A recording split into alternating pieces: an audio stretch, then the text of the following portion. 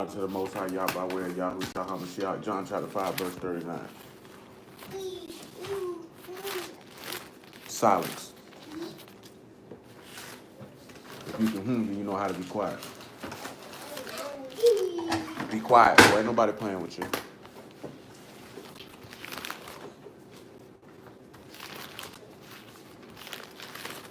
Search the scriptures for enemy. You think you have eternal life, and there they were testified, me, and you will not come to me that you might have life. I receive not honor from men, but I know you, that you have not the love of Alahym in you. I come in my Abba's name, you receive me not. If another shall come in his own name, him you will receive. How can you believe which receive honor one of another and seek not the honor that comes from Alahym only? Clearly, y'all want to go to bed. That's clearly what it must be. Oh, then I must have been mistaken. Do not think that I will accuse you. The Abba, there is one that accused you, even Moses, in whom you trust. For had you believed Moses, you would have believed me, for he wrote of me. But if you believe not his writings, how shall you believe my words? Deuteronomy chapter 32 and verse 17.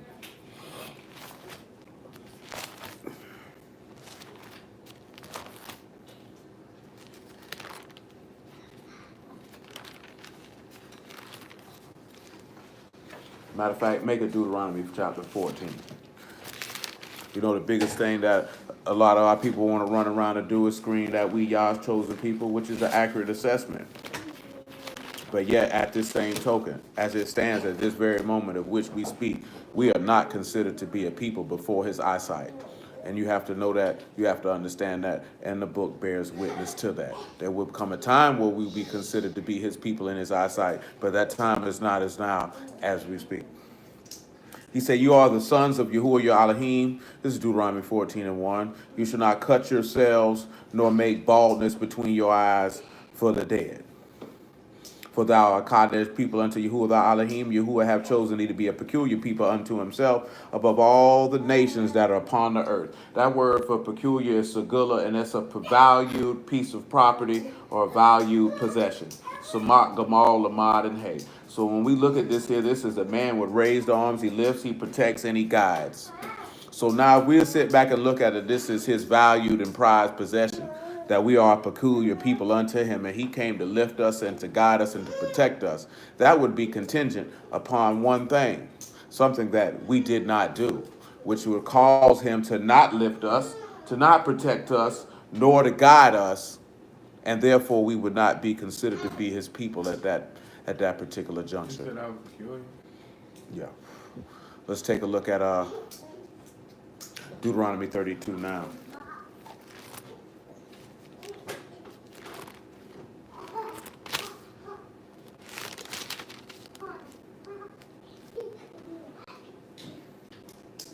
You said first. I could have sworn you said that first. I did, and I changed. You listening too slow.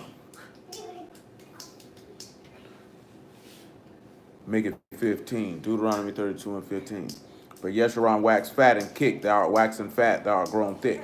Thou art covered with fatness. Then he forsook Alahym, which made him, and lightly esteemed the rock of his salvation. They provoked him to jealousy with strength. Hey, sit down and be still.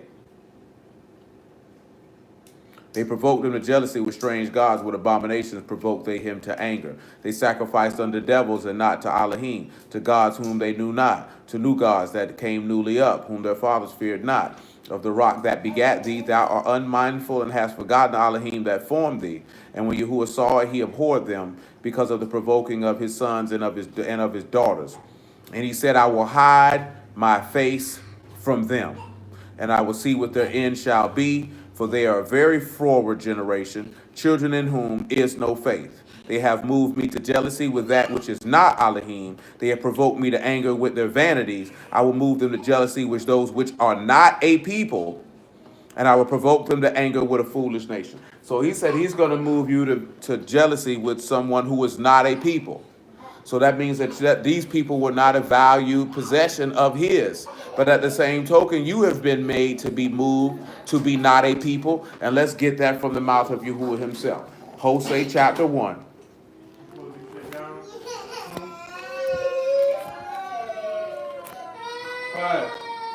Five.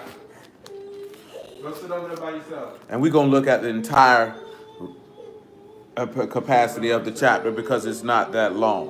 Hosea chapter 1 and verse 1. So what we're going to remember that with peculiar, because in another place, Paul, let's look at Deuteronomy chapter 7, so you can see what I'm about to mention.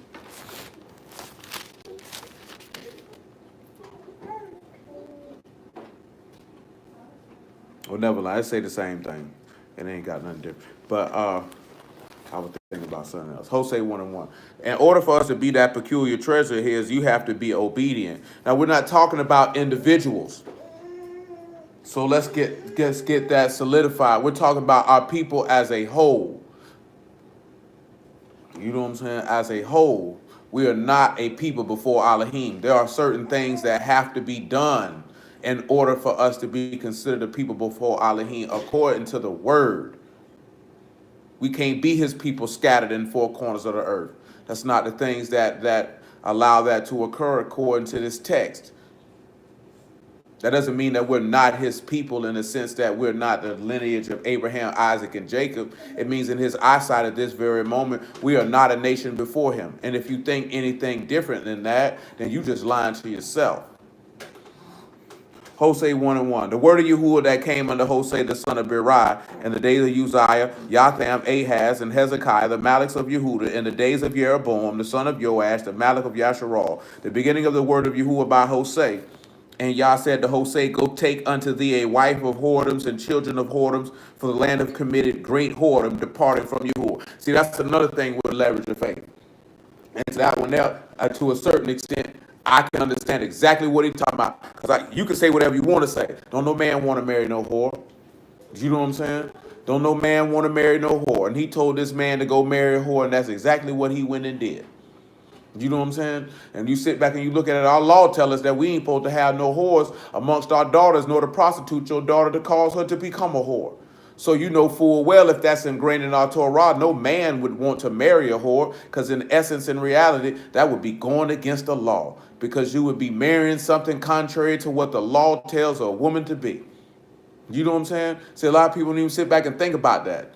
The law tell you don't cause your daughter to be a whore. Well, you know the first thing that causes your daughter to be a whore is you. How you conduct and how you carry yourself. How you dress, how you speak, everything that's attached to that can cause your daughter to be a whore. Not just necessarily the clothes that you put on her back. The words, all that stuff is carried into it. That's why I tell you in Titus chapter 2 that, let's just look at it. Oh, what you got? Titus chapter 2. Shirley, you trying to escape? You trying to get an exit strategy?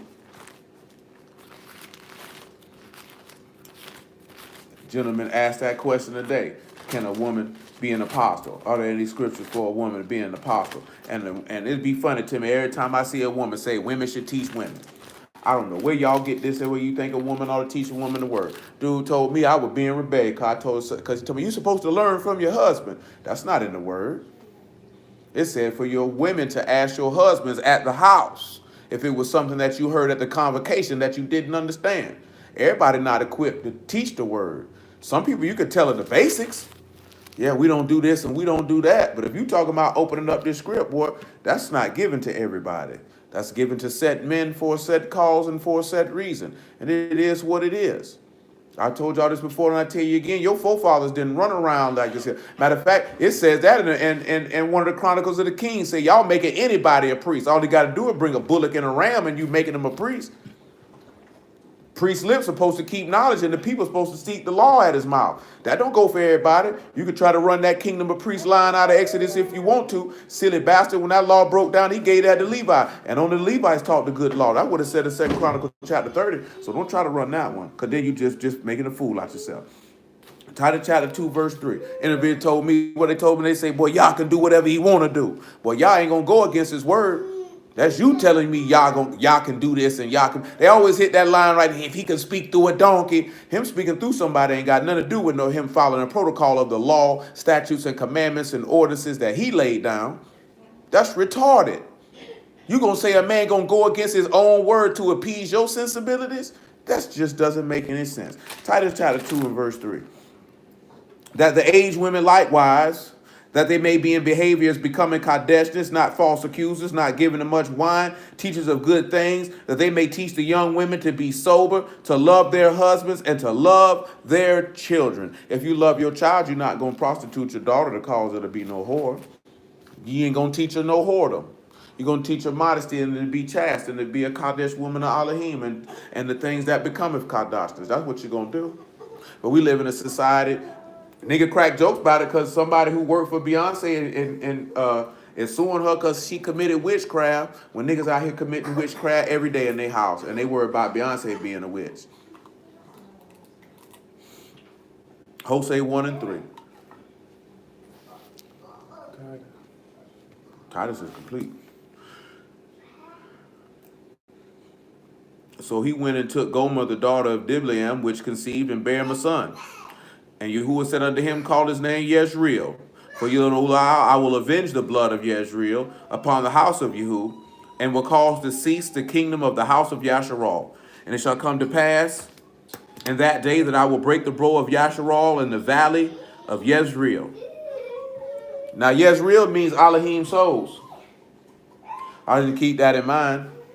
We have a Yad, a U, a Rosh, a Ayin, a Aleph, and a Lamad. And with this one here, we're just going to simply say that the strength of discipline will allow you to experience the work that will secure you to the highest. Now notice when we look at that there, that it will be actually manifested in this and the verses that we're looking at right now. When he says that he will avenge the blood of Yezreel upon the house of Yehu and cause that kingdom to pass, and he will break the bow in the valley of the place where Alahym sows. Let's look at the place where Alahym sows and where he broke that bow. Let's take ourselves to Matthew chapter 26.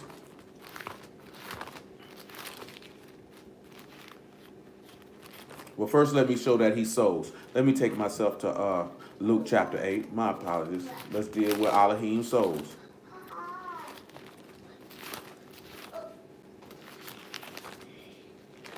And after Luke chapter 8, we'll go to 1 Corinthians chapter 3. Luke 8 and 5. And the sower went out to sow his seed, and he sowed. Some fell by the wayside, and it was trodden down, and the fowls of the air devoured it. Some fell upon a rock, and as soon as it was sprung up, it withered away because it lacked moisture. Some fell among thorns, and the thorns sprang up with it and choked it. The other fell on good ground and sprang up and bare fruit 100-fold. And when he had said these things, he cried, he that have ears to hear, let him hear. And his disciples asked him, saying, what might this parable be? And he said, unto you it is given to know the mysteries of the kingdom of Alahym, but to others in parables, that seeing they might not see, and hearing they might not understand. Now the parable is this. The seed is the word of Alahym. Now we already can ascertain what this here is, that it said the sower sowed seed. Well, the seed is the word of Alahym. Yahusha is that seed. He sowed that seed in the ground or into the hearts of men through the preaching of the gospel of Yahusha HaMashiach. But he said they had to break that bow in the valley of Jezreel. They had to break that bow. So where was that seed sowed in this valley? What is bow or what is covenant was broken? We already over here in Luke. Ain't no sense of moving on out of it. Let's just swing on over here to chapter 23.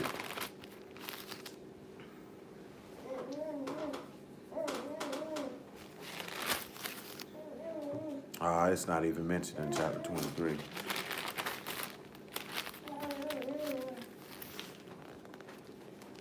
We're good nevertheless. 23 and 26.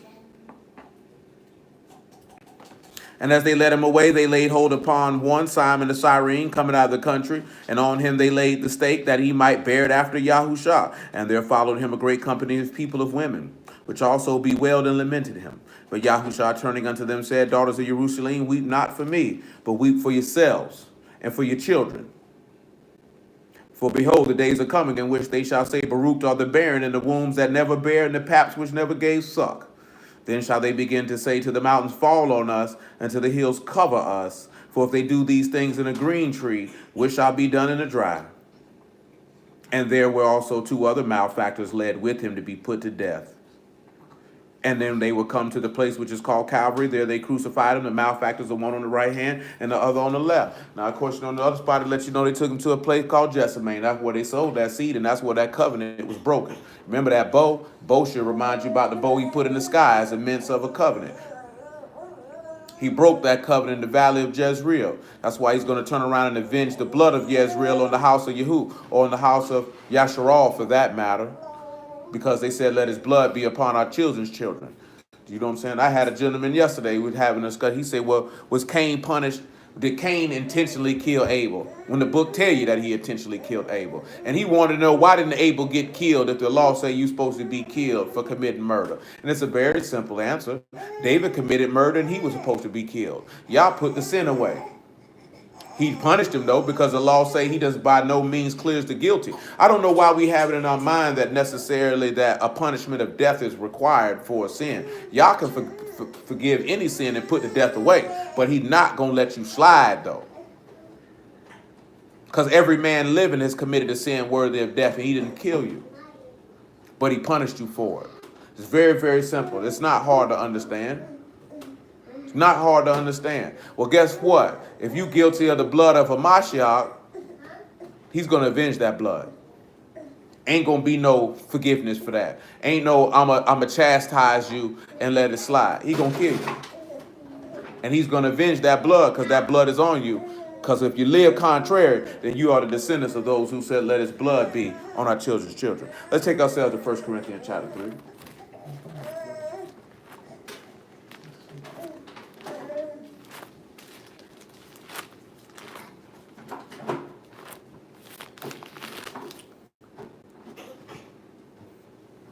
We look at 1 Corinthians chapter 3. We pick it up at verse 6. He said, I have planted, Apollos watered it, but Alahym gave the increase. So neither he that plant anything, neither he that watereth, but Alahym that give the increase. Now he that plant and he that water are one. Every man shall receive his own reward according to his own labor. Why do we read this here? Because these men who are planting or watering are planting and watering a seed that was given unto them by Hamashiach, whether it be Apollos here or Barnabas by name, or whether it be Paul.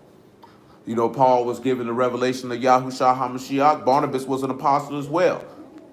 These men went about that seed to plant it and water it, because this is what he came to do. When he plants this seed, it'll give you the strength of discipline so you can experience the work to secure yourself to the highest. When you get the strength of discipline, this is allowing you to take your stake up and follow him and to suffer in the flesh to cease from sin.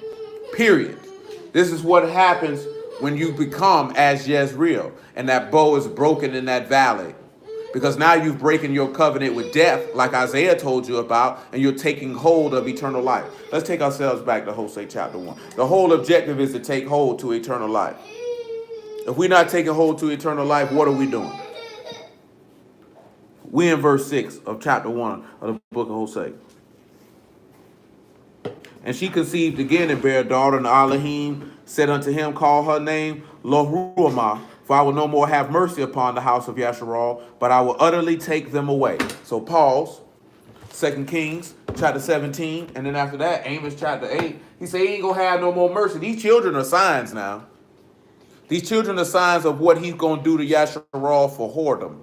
So because you didn't want, you got one son you had that I'm going to avenge their blood, his blood, because he'd been slaughtered, and another one who said I'm going to take him away.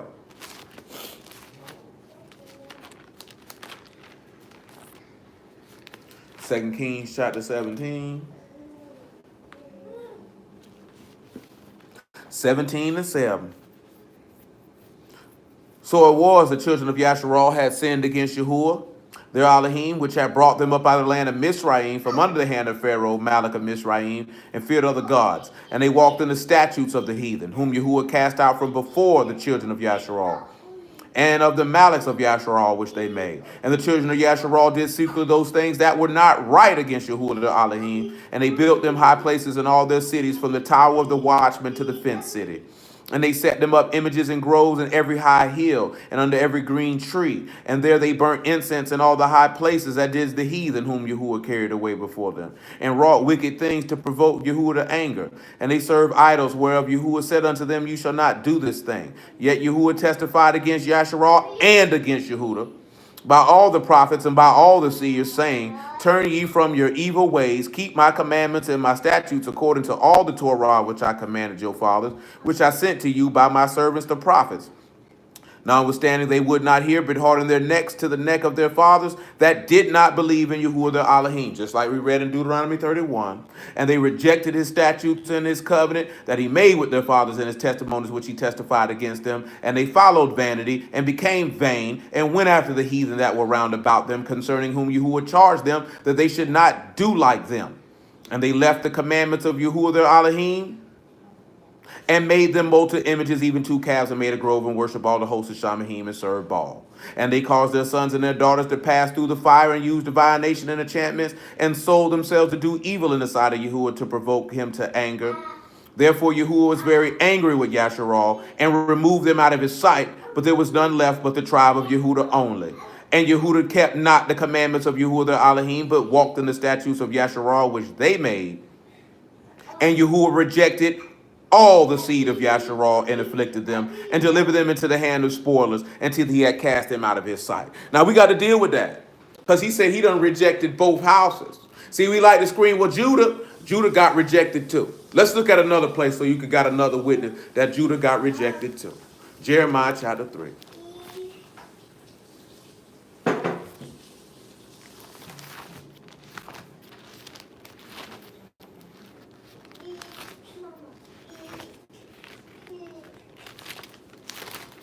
Jeremiah chapter 3, verse 1. This first line from verse 1 is to let you know, if you know the law, you know what this telling you about. They say, if a man put away his wife and she go from him and become another man, shall he return unto her again? Shall not that land be greatly polluted? But thou hast played the harlot with many levels, yet return again to me, saith Yahuwah. Lift up thine eyes unto the high places, and see what thou hast been lain with, and the ways hast thou set for them, as the Arabian in the wilderness. And thou hast polluted the land with thy whoredoms and with thy wickedness. Therefore the showers have been withholden, and there have been no latter rain. Thou hast a whore's forehead. Thou refused to be ashamed. Will thou not from this time cry unto me, my Abba? Thou art the God of my youth. Will he reserve his anger forever? Will he keep it to the end? Behold, thou hast spoken and done evil things as thou could. Yahuwah said unto me in the day, hast thou seen that which backsliding Yasharal have done? She has gone up every high mountain and under every green tree, and there have played the harlot. And I said, after she had done all these things, turn thou unto me. But she returned not, and her treacherous sister Judah saw it. And I saw it with all the causes whereby backsliding Yasharal committed adultery. I put her away, and have given her a bill of divorce. Yet her treacherous sister Judah feared not, but went and played the harlot also. And it came to pass through the lightness of her whoredom that she defiled the land and committed adultery with stones and stocks. And yet for all this her treacherous sister Judah have not turned unto me with the whole heart, but feignedly, saith Yahuwah. See, that's the thing too, right? And see, this guy mentioned y'all the other day, and I've been telling y'all this for a long good time. See, a lot of y'all are feigning love for Yahuwah. You don't really got no love for him. It's really fake. Like he said in another place. You see what I'm saying? He say, with much love, they show me much love with their mouth, but the heart go after their covetousness. So I mean, ooh, nigga, I ain't did that long time. Let me say long ago. No, I think that was cause who worked at the L Hop. I ain't never say his phone number, that number.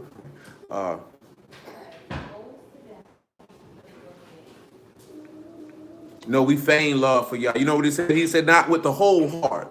See, that's what a lot of people think is, you're not serving this man with your whole heart, your whole mind, and your whole soul. Therefore, you violating Deuteronomy chapter 6. Therefore, there is no hope for salvation for you, because you're keeping it back a part of the price. See, that's what the story with Ananias and Sapphira was really all about. When it kept back a part of the price of the land which they sold. You keeping back a piece of yourself instead of giving yourself wholly over to Yahuwah. And that's what a lot of y'all problem is. You're not giving your whole heart over to Yah. And that's why you're going to continually get things that are not godly, nor ever get the peace, righteousness, and love of Alahym that you say you desire. You ain't never going to receive the Ruach HaKodesh. Your house ain't never going to move in a godly fashion. If you're not married, you ain't never going to get no godly spouse because you're not giving yourself wholly over to him. You're going to continually to move in a carnal fashion and get carnal things until you land in the lake where the worm dies not and the fire shall not be quenched. Because you think this man don't know that. Listen what he said in verse 11. You who have said unto me, backsliding Yasharah, have justified of himself more than treacherous Judah. And then we try to justify ourselves by making excuses for it. When you have an opportunity of salvation so precious, so great, better turn your whole heart over to him. Don't make no sense to keep back a part of the price. Now, I didn't want y'all to hear that so you can understand that and know that. Because, yeah, we Yah's people. But according to the word, we are not his people in his eyesight. Not at this moment. We are not. We are not his people at this moment. You've been divorced. You've been rejected. Yes, he did. And we're going to look at it as well. Yahuwah willing. Yes, he pulled the move to bring you back to him. But that move has not been completed. It's partially complete. It ain't wholly complete. So we got to know that and understand that. Where we going after this here, man? Come on back to Hosea chapter 1. We just had to establish that so we could see that. Because he told you he will utterly take you away. That's why we looked at those two places. Because Yah going to take you away. Matter of fact, let's look at where Hamashiach stated it and then see where he got it from to back that up. Ezekiel chapter 5.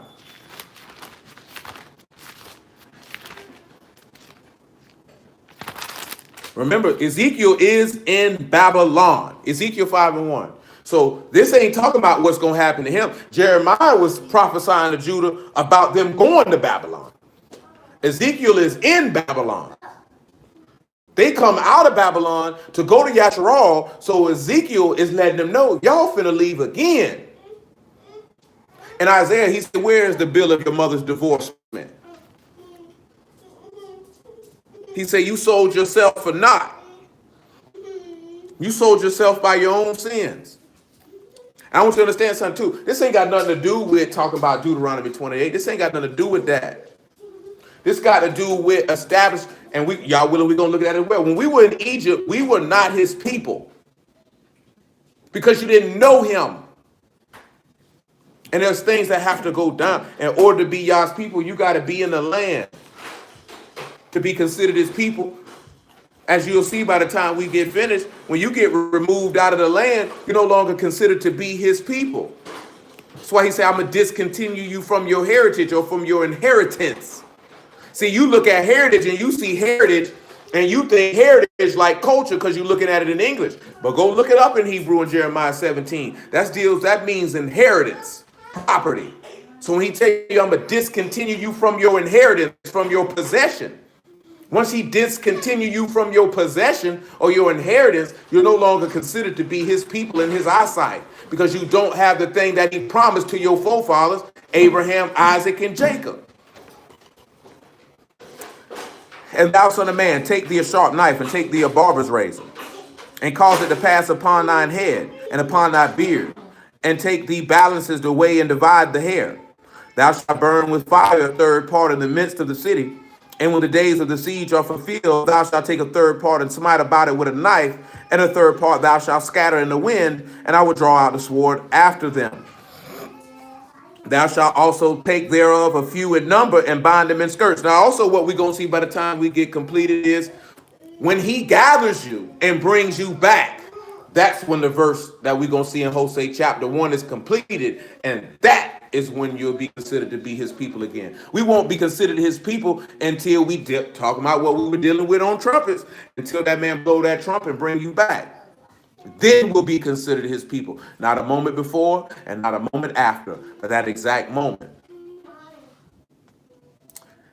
Then take of them again and cast them into the midst of the fire and burn them in the fire, for thereof shall fire come forth into all the house of Yasharal. Thus saith Yahuwah Alahym, This is Jerusalem. I set it in the midst of the nations and the countries that are round about her. She have changed my judgments into wickedness more than the nations, and my statutes more than the countries that are round about her. For they have refused my judgments and my statutes. They have not walked in them. Therefore, thus saith Yahuwah Alahym, because you multiplied more than the nations that are round about you, and have not walked in my statutes, neither have kept my judgments, neither have done according to the judgments that are around of the nations that are round about you. Therefore, thus saith Yahuwah Alahym, behold, I, even I, am against thee, and I will execute judgments in the midst of thee, in the sight of the nations. And I will do in thee that which I have not done, whereunto I will not do any more the like, because of all thy abominations. Drop to verse 12. A third part of thee shall die with the pestilence, and with the famine shall they be consumed in the midst of thee. A third part shall fall by the sword round about thee, and I will scatter a third part into all the winds, and I will draw out a sword after them.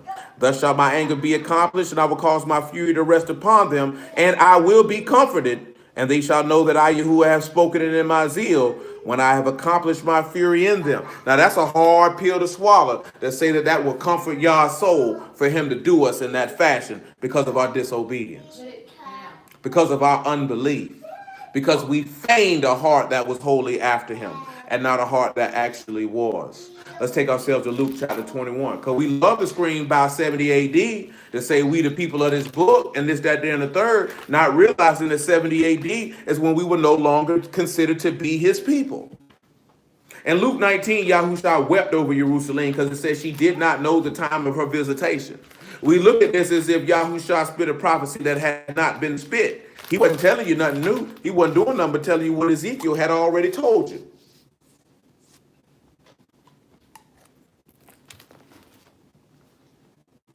Luke chapter 21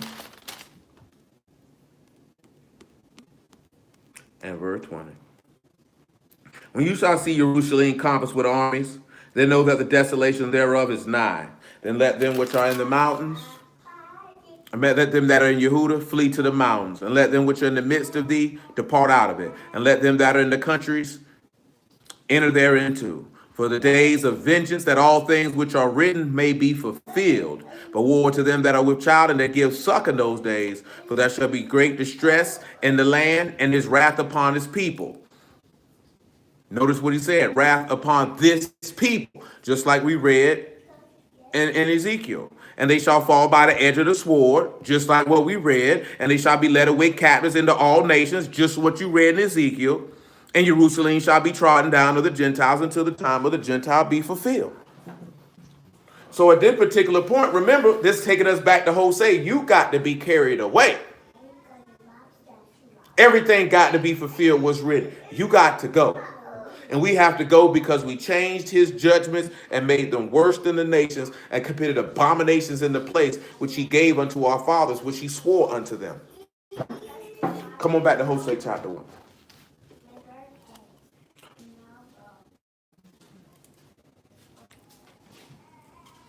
We in verse 7. Now look what he says right here, right? But I will have mercy upon the house of Yehuda, and will save them by Yahuwah the Alahym, and will not save them by bow, nor by sword, nor by battle, by horses, nor by horsemen. So now he sit back and he say, well, he said he gonna save Yehuda. How's this possible? Well, let's look and see. Pause. Zechariah chapter 12.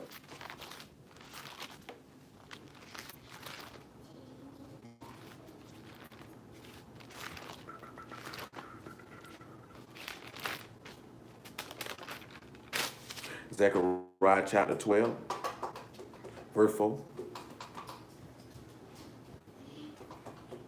In the day, saith Yahuwah, will I smite every horse with astonishment, and his rider with madness. I will open the eyes of the house of Yehuda, and will smite every horse of the people with blindness. And the governors of Yehuda shall say in their heart, the inhabitants of Jerusalem shall be my strength, and Yahuwah of hosts, the Alahym.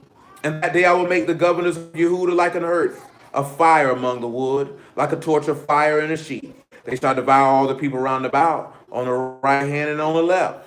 Jerusalem shall be inhabited again in her own place, even in Jerusalem.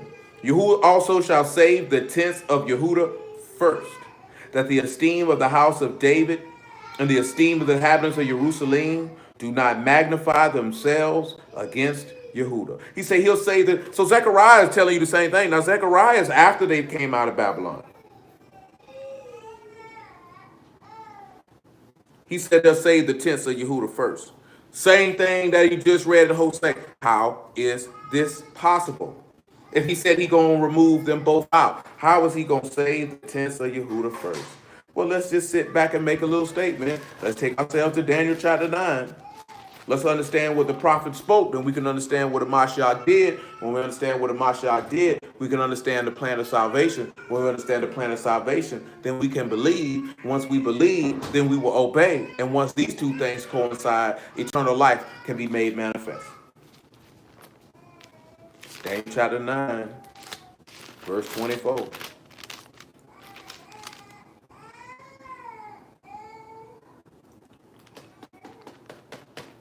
70 weeks are determined upon thy people and upon the Kadesh city to finish the transgression, to make an end of sins, and to make reconciliation for iniquity, and to bring in everlasting righteousness, to seal up the vision and the prophecy, and to anoint the most Kadash. Know therefore and understand that from the going forth of the commandment to restore and rebuild Jerusalem unto Mashiach the Prince. And remember that happens in the book of Nehemiah and the book of Ezra. This is when they're coming out of Babylon and then they rebuild Jerusalem. They were rebuilding Jerusalem for the coming of a Mashiach, for the coming of Yahushua. This is why he's telling you he gonna save the tents of Yehuda first. Why? Because First Chronicles chapter 5 tell you that the chief ruler come up out of Yehuda. Pause. Let's look at the promise in Psalms 89 and Psalms 132. Hold this, Daniel. You hold Daniel. Let's come to Psalms 89 first. And then we'll go look at Psalms 132. You know, some days we got to spend a lot of time in the scriptures, sometimes in the gospels, sometimes in the epistles. Wednesday we were in the gospels for the majority. Tonight, gonna spend a lot of time in the Torah and the Tanakh in order to be able to understand this point, because this point is mainly manifested in that side of the text.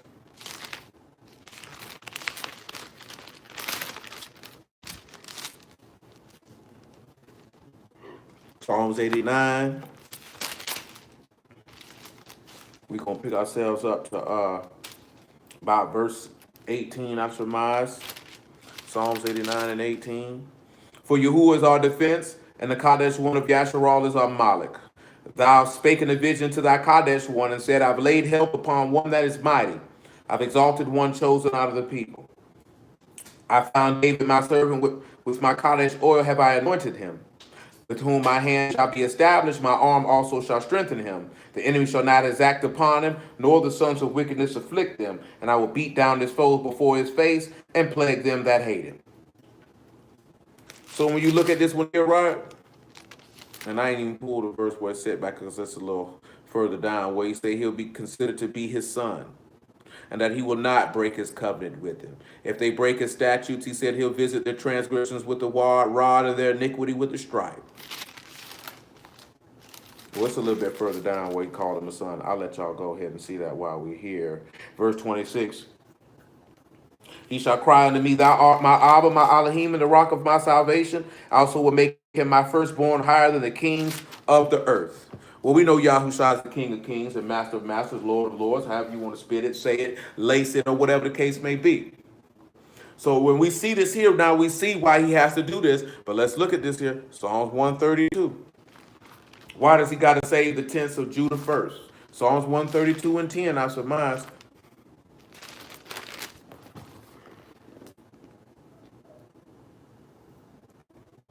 And after that, we go to John chapter 7. For thy servant David's sake, turn not away thy face of thy anointed. You who have sworn in truth unto David, he will not turn from it. Of the fruit of thy body will I set upon my throne. If thy children will keep my covenant, my testimony that I shall teach them, the children shall also sit upon thy throne forevermore.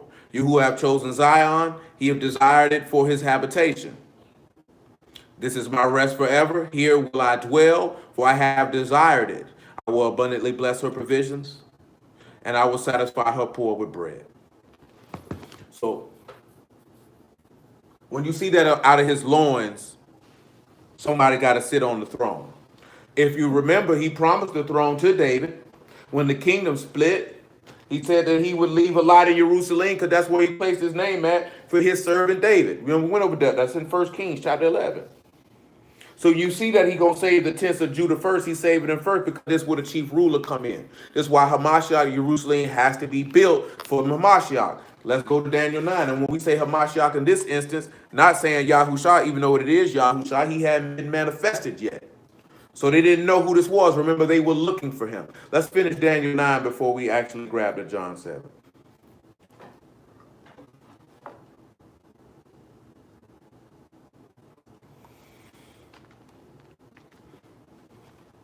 We in verse 25.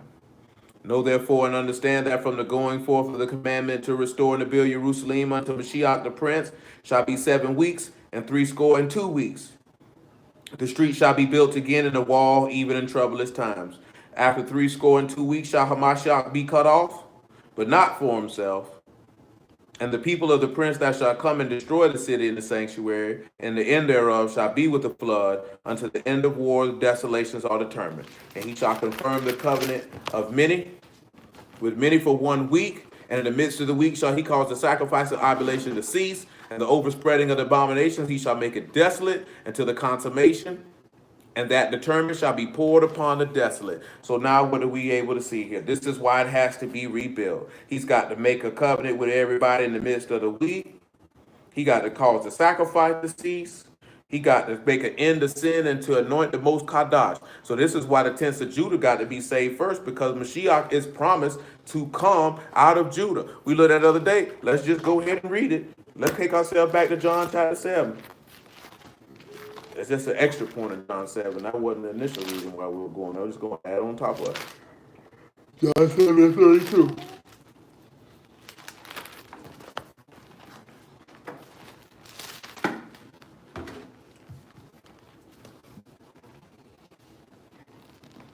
The Pharisees heard that the people murmured such things.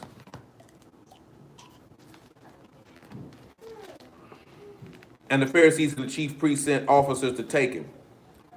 Then Yahushua said unto them, Yet a little while I am with you, and then I go unto him that sent me. And you shall seek me and shall not find me where I am, till that you cannot come. Then the Yahudim among themselves, Whither will he go, that we shall not find him? Will he go into the dispersed amongst the Gentiles and teach the Gentiles? What manner of saying is this, that he said, You shall seek me and shall not find me, and where I am, till that you cannot come? So remember what he said, Will you go among the Gentiles and teach the Gentiles? Now, there is one, a lot of people sit back and make that statement. There is one instance in this word where he referred to us as Gentiles. Gentile means heathen nation most of the time. But it also can mean Yasharal. It's not, Gentile is not, because it's Goyim. Gentile is not necessarily, Goyim is not necessarily regulated to a non-Israelite nation. It's Gamal, U, and Yad, and Goyim. But I'll show you what a one time that we're referred to as a Gentile.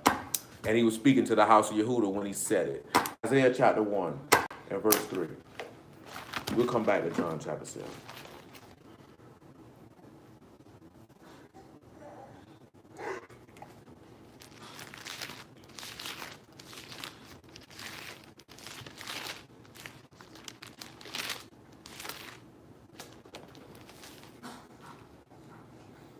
Make it verse 2.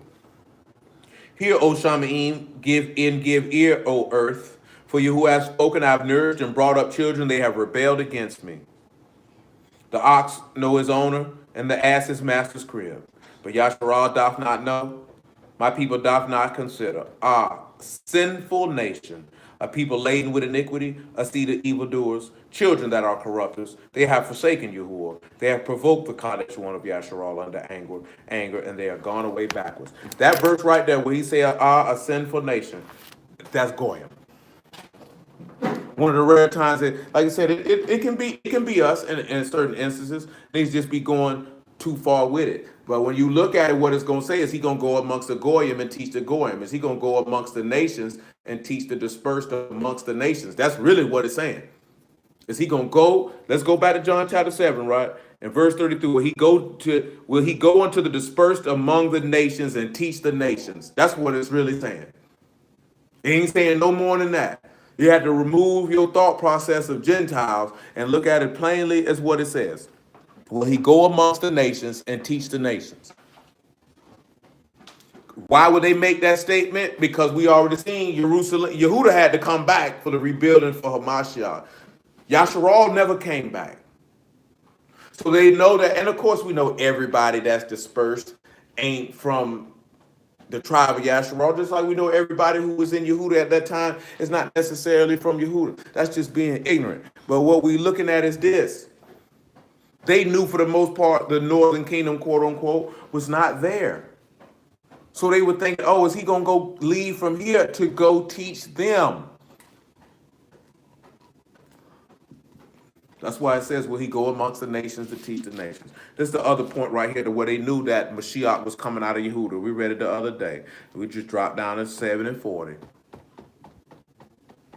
Many of the people, therefore, when they heard this saying, of a truth, this is the prophet. Others said, this is the Hamashiach. But some said, shall Hamashiach come out of Galilee? Have not the scripture said that Hamashiach come of the seed of David and out of the town of Bethlehem where David was? So if this is the case, these people know that the tents of Judah got to be saved first. That's why Hosea telling you that. Because Hamashiach got to come through. So he got to save them or deliver them from Babylon in captivity and bring them back. Let's take a look at something in Amos chapter 8.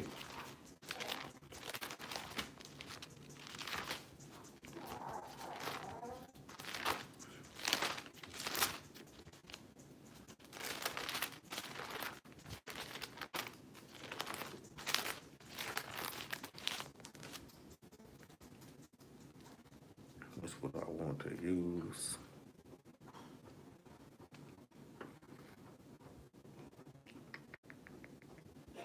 Let's do 7 instead. 7 and 11.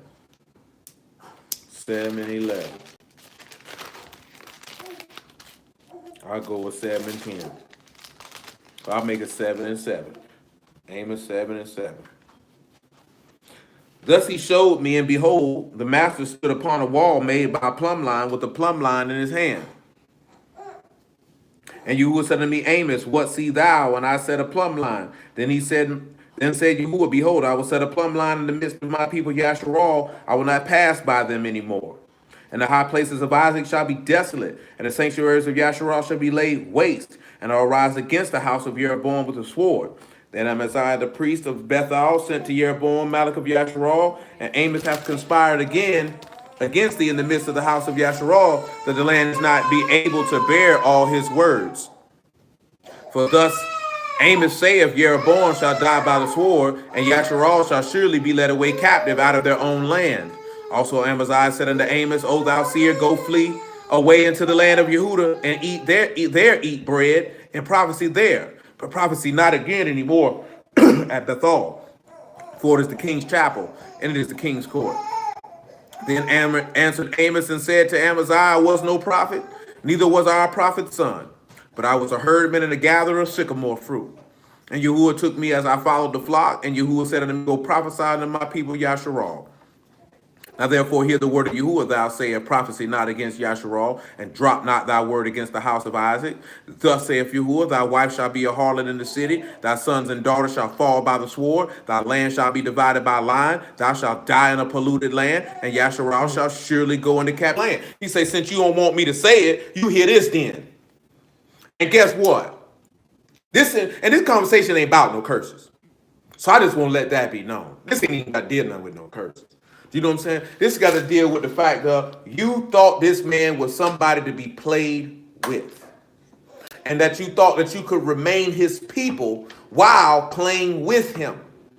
Now we are under this, we're in a time period where everybody is, we the people, reclaim your heritage. You can't reclaim your heritage because, again, your heritage is in your inheritance of possession. You can't reclaim that.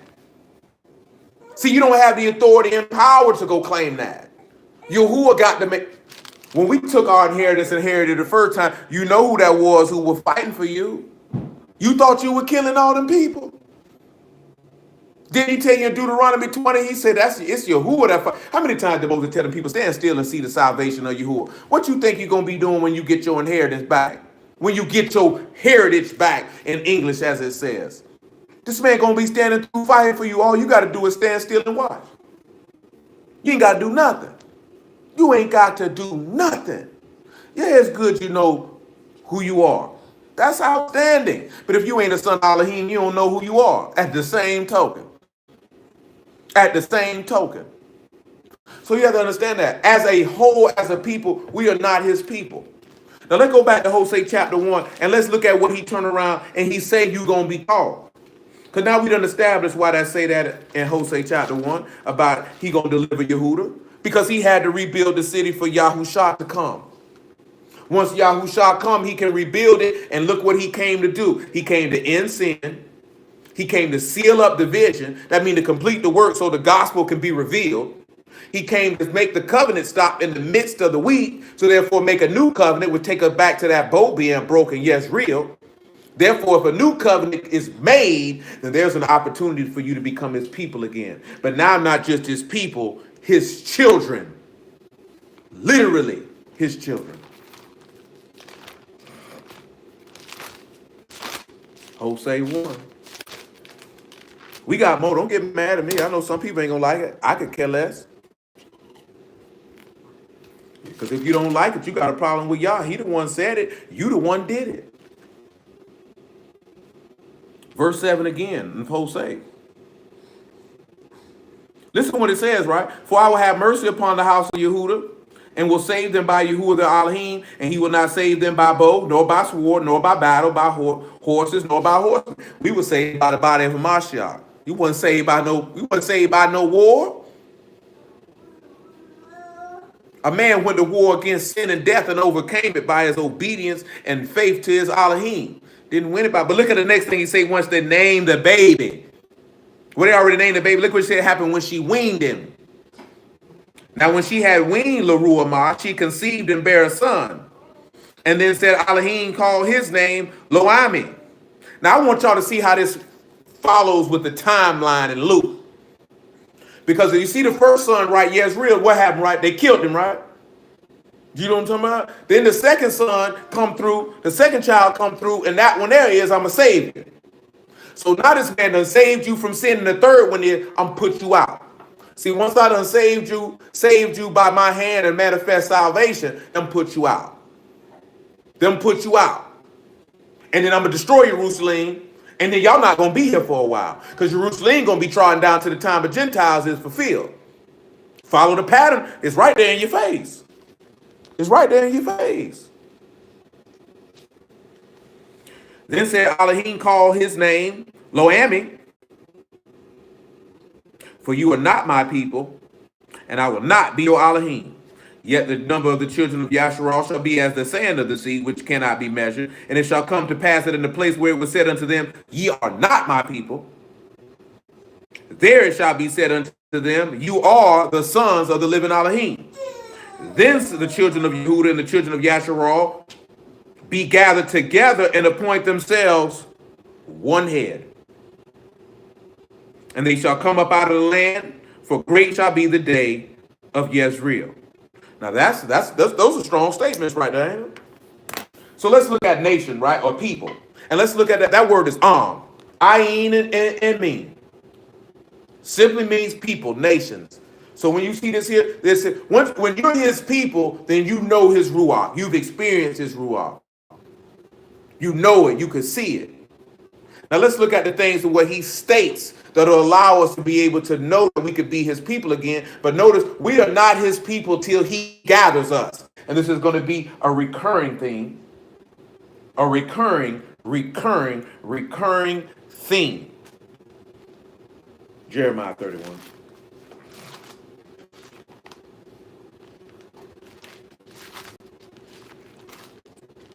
And again, this takes us right back to the trumpets. And tabernacles as well. We ain't got that far down the line. You know?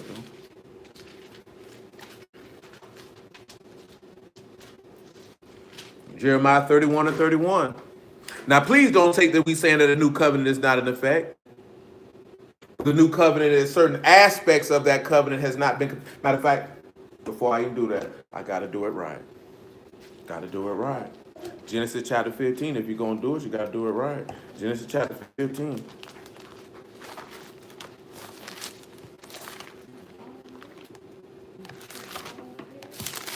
If you're going to do it, you got to do it. Before I get to the end, I got to take it to the beginning. Genesis 15 and 1.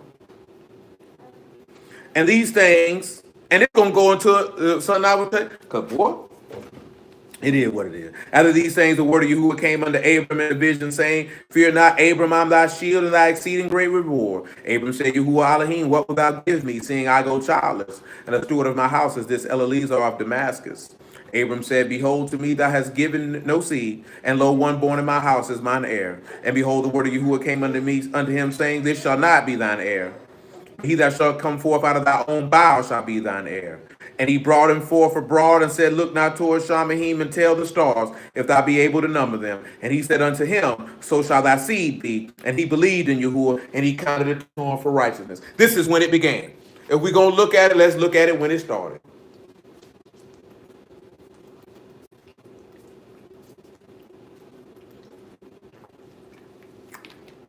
This is when it started.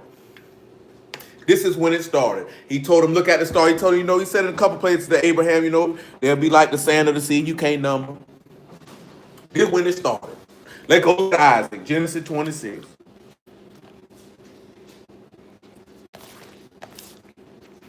So if we're going to look at something, we got to start with the promise of the process of us becoming his people. Got to look at the process first. That's when we see we looked at how we would no longer be able to be made as people. It was from our disobedience. Now we need to look at the process of how we became his people in the first place, and then we can look at the process on the back end of how we will return to become his people. Because he said that the children of Yasharal and the children of Yehuda will not become his people again until they are gathered together and have one head, Rosh, one head, one chief, one ruler. And we know who that is.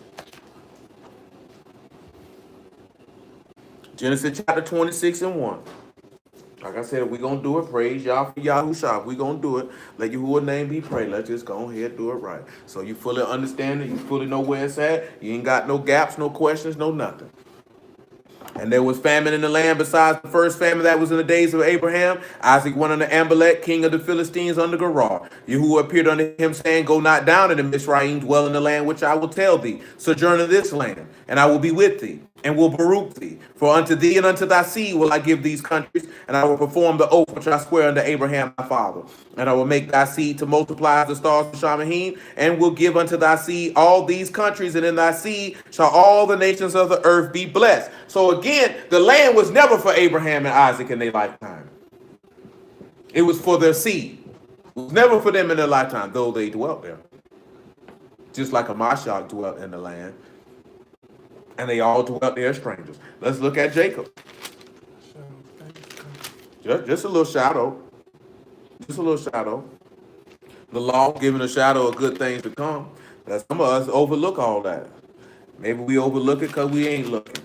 Maybe we overlook it because ain't nobody showed us.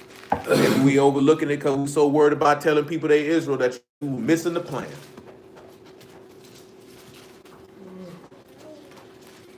Which one do I want to use? I'll use Genesis 35.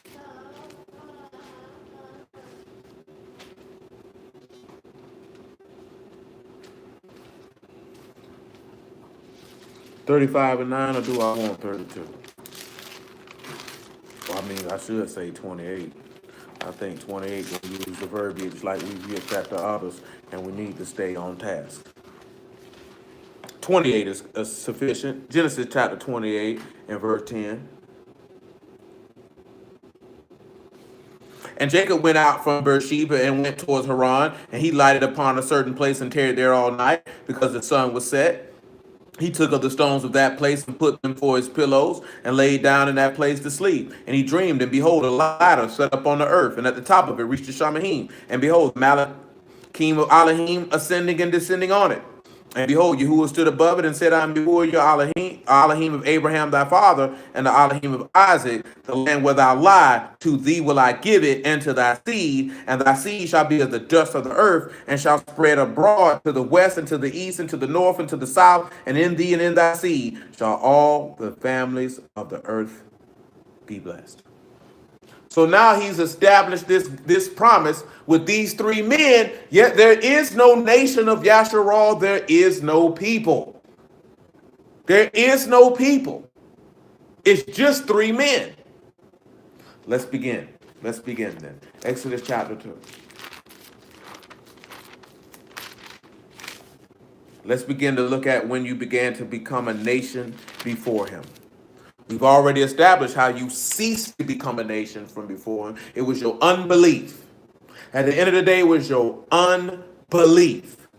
I had a conversation with somebody about that the other day, and we bring up all this other stuff to try to justify and get around the fact that niggas just don't believe.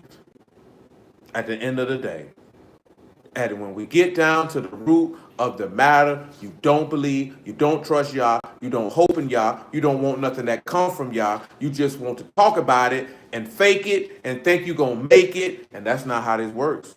This is not how any of this works. 2 and 23.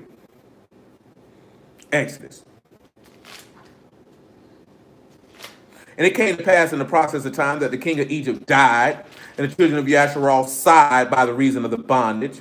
And they cried, and the cry came up unto Alahym by reason of the bondage. And Alahym heard their groaning, and Alahym remembered his covenant with Abraham, with Isaac, and with Jacob. And Alahym looked upon the children of Yasharal. Alahym had respect unto them.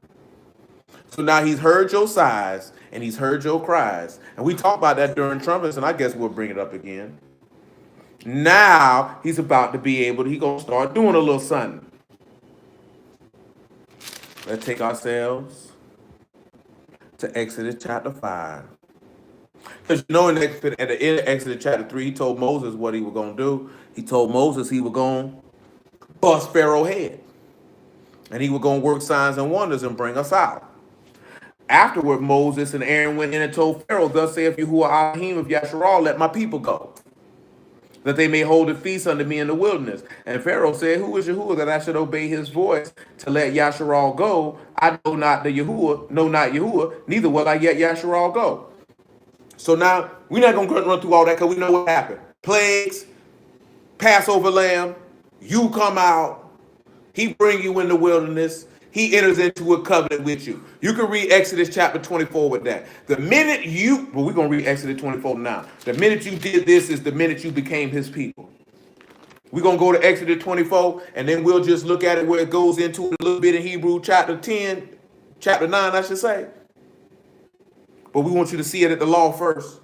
Know it in the law first. For those who ain't aware, that's mainly for them. Most of y'all on here should know, and if you don't know, then either maybe you forgot or you ought to be ashamed. That's what Paul told you, right? Exodus 24 and 4. Some of you have not the knowledge of Alahym. I speak this to your shame. Make it 24 and 3.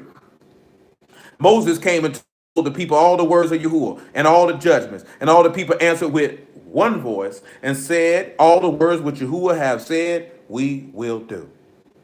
Moses wrote all the words of Yahuwah, rose up early in the morning, and built an altar under the hill and 12 pillars, according to the 12 tribes of Yasharal. And he sent young men of the children of Yasharal, which offered burnt offerings, and sacrificed peace offerings of oxen unto Yahuwah. And Moses took half the blood and put it in the basins, and half the blood he sprinkled on the altar. And he took the book of the covenant and read in the audience of the people. And they said, all that Yahuwah hath said we will do, and be obedient. And Moses took the blood and sprinkled it on the people, and said, behold, the blood of the covenant which Yahuwah hath made with you concerning all these words. At that point, you became his people.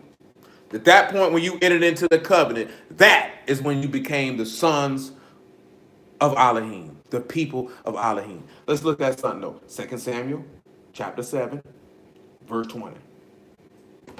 We good in Exodus 24. We're going to hit the Hebrew down in a second. 2 Samuel chapter 7, verse 20.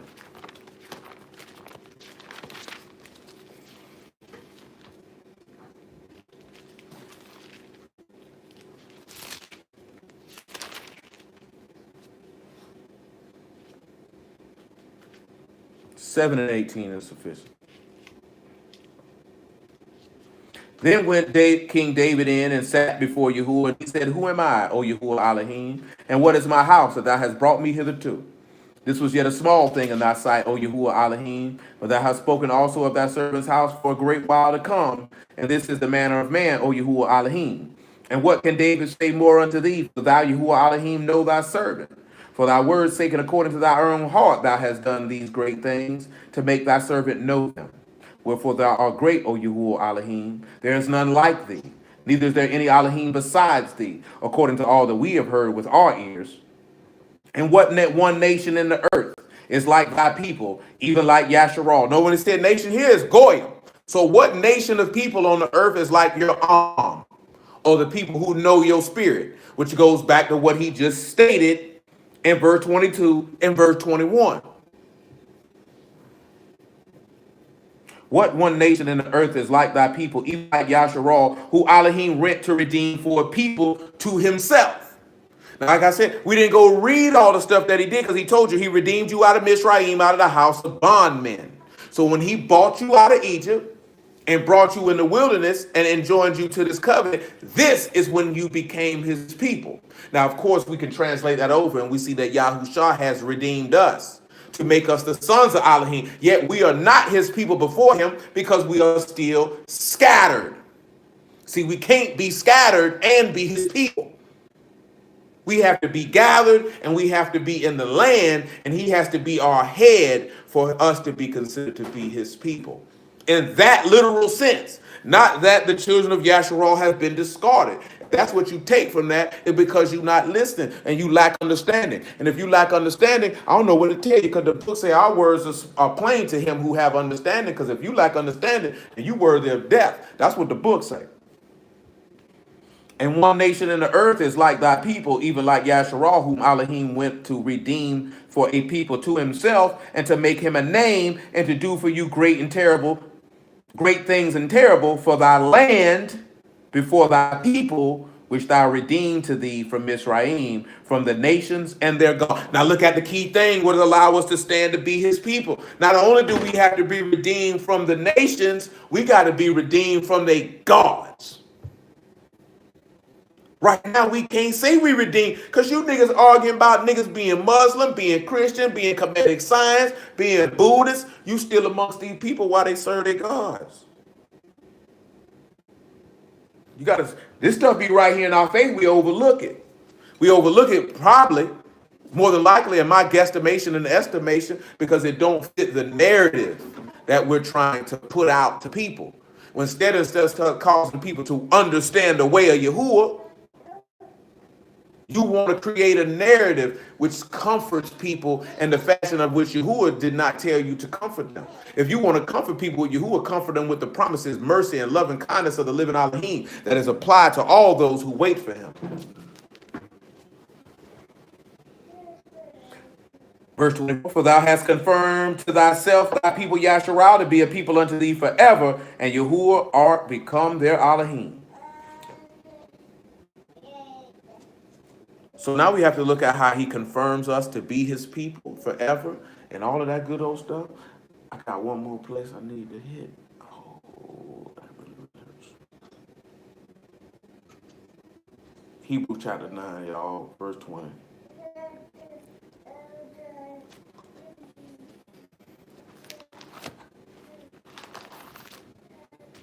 Goes on 12 weeks, wasn't no joke.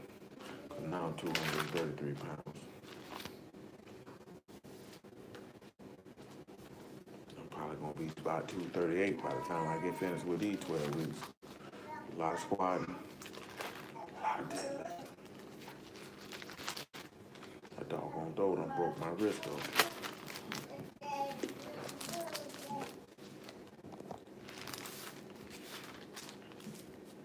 Make it at 9 and 19. Hebrews 9 and 19. For when Moses had spoken every precept to all the people according to Torah, he took the blood of calves and of goats with water and scarlet wool and hyssop, and sprinkled the book and the people, saying, This is the blood of the testament which Alahym have adjoined unto you. Period. So We are joined to his covenant in one aspect, new covenant or renewed covenant, however you want to put it. But then there's a part of that covenant which has not been dispensed unto us, which is why, and the key point too now, what we read in Hosea, you will be called his people in the same place you were told you weren't his people. You can't be his people in America. That ain't where he told you you weren't going to be his people. You can't be his people in Africa. When I say Africa, Nigeria, Ghana, Botswana, South Africa, the Sudan, and if you think I'm speaking disparaging of them people, you need to check your own mind. You can't be his people in Australia. You can't be his people in Europe. You can't be his people in South America. That's not the place where he told you you weren't going to be his people. He told you you weren't going to be his people in one place. So the same place that he told you that at is the same place he going to tell you you are my sons. So until that point, we are not considered to be his people. We are not going to be considered to be his people till he gathers us and brings us back. Period. Are we his people in the literal sense? Yes, because you're Abraham, Isaac, and Jacob's seed. That was already established when we read that in Exodus 5. Are you going to be considered to be his people if you receive the Ruach HaKodesh? Yes, because you believe and obey. But as a nation, as a whole, as a conglomerate, as a body of individuals, we are not considered his people until we step back foot in that land and that man look us in the face and say, you are my sons and daughters. And this is very simple. We serving whoever we stand. Period. Can't be his people serving nobody. You cannot be. You can't be y'all's people in captivity. You can't be y'all's people in captivity. Captivity meaning exile. Captivity does not mean I got you locked up and you a slave. Captivity, by definition, in Hebrew means exile. So you exiled from the land. So that means, guess what he told you? Because you did not want to serve me in your land, and you will serve strangers in a land that's not yours. You can't be his people in a land that's not yours. You can't be y'all's people in Nebraska. Then you got another brother in Michigan, and another brother in New York, brother in Jacksonville, brother in Texas, brother in Jamaica, brother in Mexico. That's not how this works.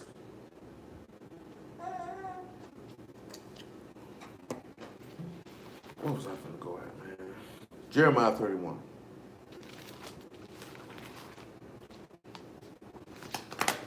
(31 and 33). Now, the key point, what you got to look at is when he finally brings us, it's the back end of it. Because the front end of it is going to be ugly. Because the front end of it, what we looked at this evening, is ugly. How's it ugly? Because you had to look at your disobedience. Matter of fact, Leviticus 26. You had to look at your disobedience. You had to look at your unbelief. But then we had to turn around. Then you should have caught the mercy and love and kindness in the midst. See, a lot of people, when they sit back and like, oh, he only talk about this negative stuff, and they miss the nuance because they're not paying attention, because it's really their own heart testifying against them that they're going to hell. You should have caught when we looked at Yezreel that was Yahushua dying for your sins.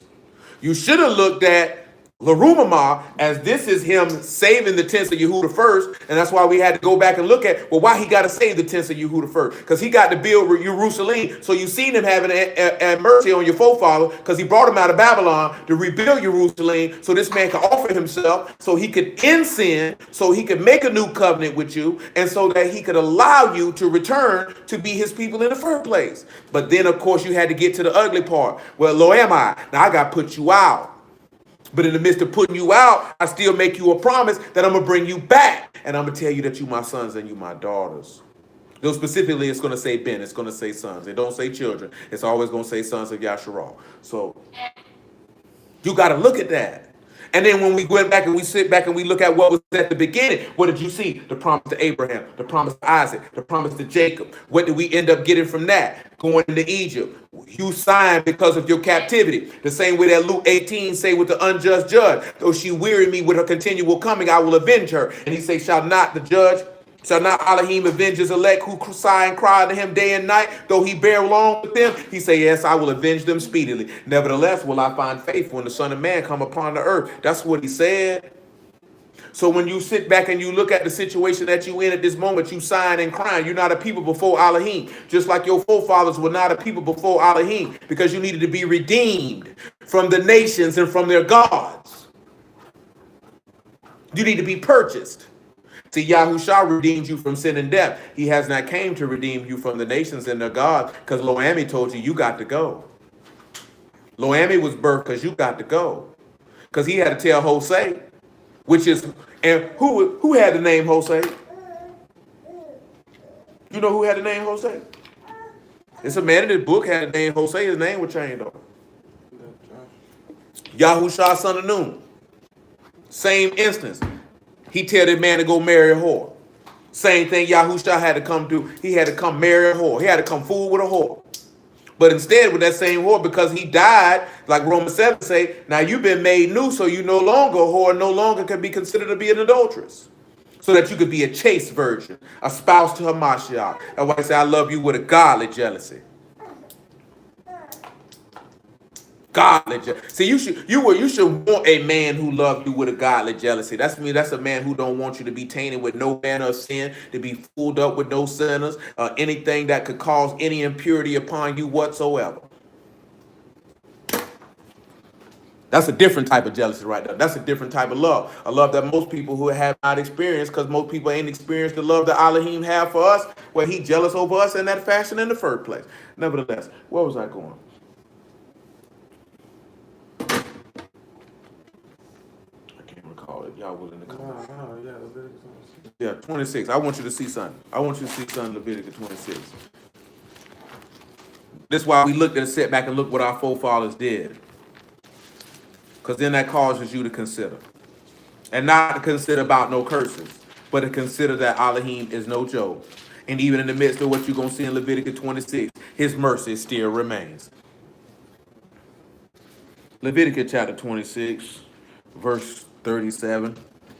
And they shall fall upon one upon another as it were before a sword. Then, as that no, let's skip the whole word. When none pursue. And you shall have no power to stand before your enemies. You shall perish among the heathen, and the land of your enemies shall eat you up. Then they that are left of you shall pine away in their iniquity in your enemies' lands, and also in the iniquities of their fathers shall they pine away with them. If they shall confess their iniquities and iniquities of their fathers with their trespass, which they trespassed against me, and that they have walked contrary unto me, and that I've also walked contrary unto them, and have brought them into the land of their enemies, if then their uncircumcised hearts be humbled, and then they accept the punishment of their iniquity, then will I remember my covenant with Jacob, and also my covenant with Isaac, and also my covenant with Abraham will I remember, and I will remember the land.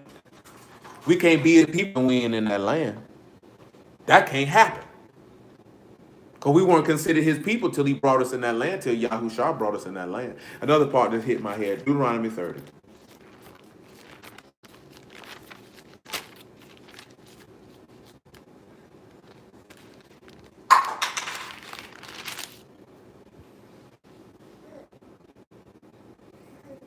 Deuteronomy 30 and 1. And it shall come to pass when all these things will come upon thee, the blessing and the curse which I've set before thee. Thou shalt call them to mind among all the nations whither Yahuwah Alahym have driven thee. And thou shalt return unto Yahuwah Alahym, and thou shalt obey his voice, according to all that I command thee this day, thou and thy children with all thine heart and with all thy soul. Then Yahuwah Alahym will turn thy captivity and have compassion upon thee, and will return and gather thee from all the nations whither Yahuwah Alahym have scattered thee. And if any of thine be driven unto the outermost parts of Shamaim, from thence will Yahuwah Alahym gather thee, and from hence will he fetch thee. And Yahuwah Alahym will bring thee into the land which thy fathers possessed, and thou shalt possess it, and he will do thee good and multiply thee above thy fathers. And Yahuwah Alahym will circumcise thy heart and the heart of thy seed, till you love Yahuwah Alahym with all thy heart and with all thy soul, that thou may live. Yahuwah Alahym will put all these curses upon thy enemies and on them that hate thee, which persecuted thee, and thou shalt return and obey the voice of Yahuwah, and do all his commandments, which I command thee this day. So when he gather you out again, this is your reward. This is what's going to make you his people again. You're not his people just because you know you're an Israelite. We know that on an individual sense. You're not his people until you receive the Ruach HaKodesh. But when we're talking about on a whole, as a whole, we can't be considered his people in our enemies' lands. And the key thing that what you need to look at is what he said is that you shall be called the sons of the living Alahym. Is that he didn't say that you'll be called the sons of Yasharal, did he? He said you'll be called the sons of the living Alahym. That necessitates a name change. Because it's different now. That's the John 1. Let's go to Hosea 1 again. I want that part to stick in your brain. Because I know that might have went over a few of y'all head because you weren't paying attention. You wasn't focused on that. 1 and 10. Hosea 1 and 10, then to John 1. And 10 is the same.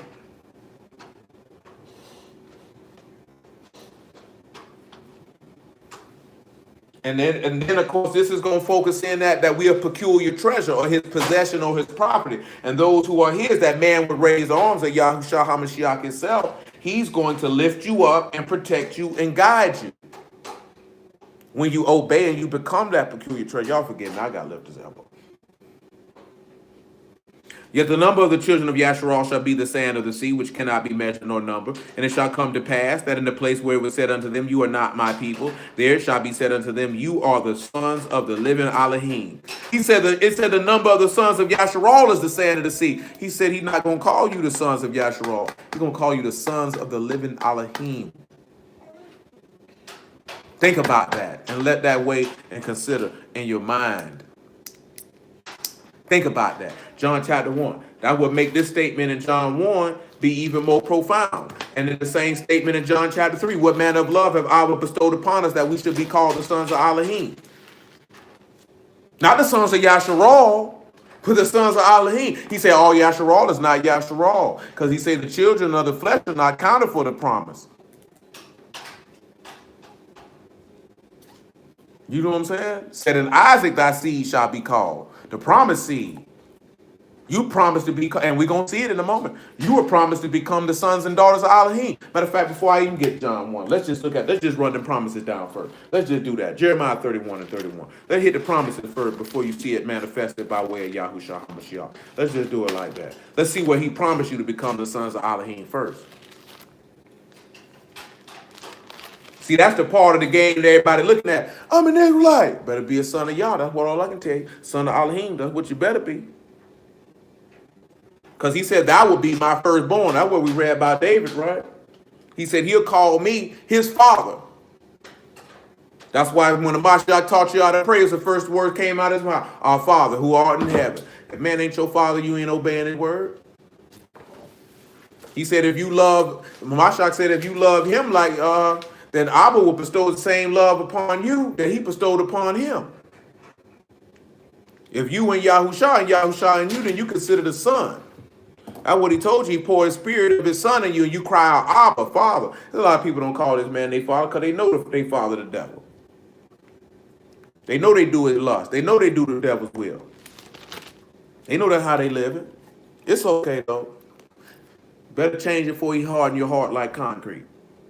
Behold, the days come, saith Yahuwah, that I will come and make a new covenant with the house of Yasharal and with the house of Yehudah, not according to the covenant I made with their fathers in the day that I took them by the hand to bring them out of the land of Mizraim, which my covenant they break, although I was a husband unto them, saith Yahuwah. But this shall be the covenant that I will make with the house of Yasharal after those days, saith Yahuwah. I will put my Torah in write it in their hearts, and will be their Alahym, and they shall be my people.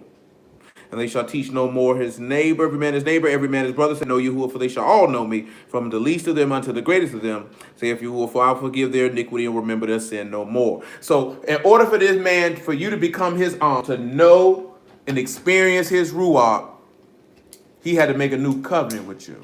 And he made that new covenant with you. He said he put his word in your heart, or put his spirit in you, which would make you a son of Alahym. Let's look at another place, Jeremiah 32, since we over here. Make me think about when it said built on better promise. Yeah, it's better because he didn't promise your forefathers nothing like. He didn't promise your forefathers to be the sons of Alahym. He He didn't promise them that. He never promised them that. He did promise them the land. He didn't promise them they could be kindred of his. Jeremiah 32 and 36. Hey, God. And also look at the key point like we read in Samuel. He redeemed you so you could know his works, his great and his terrible things, or to know Yahushua.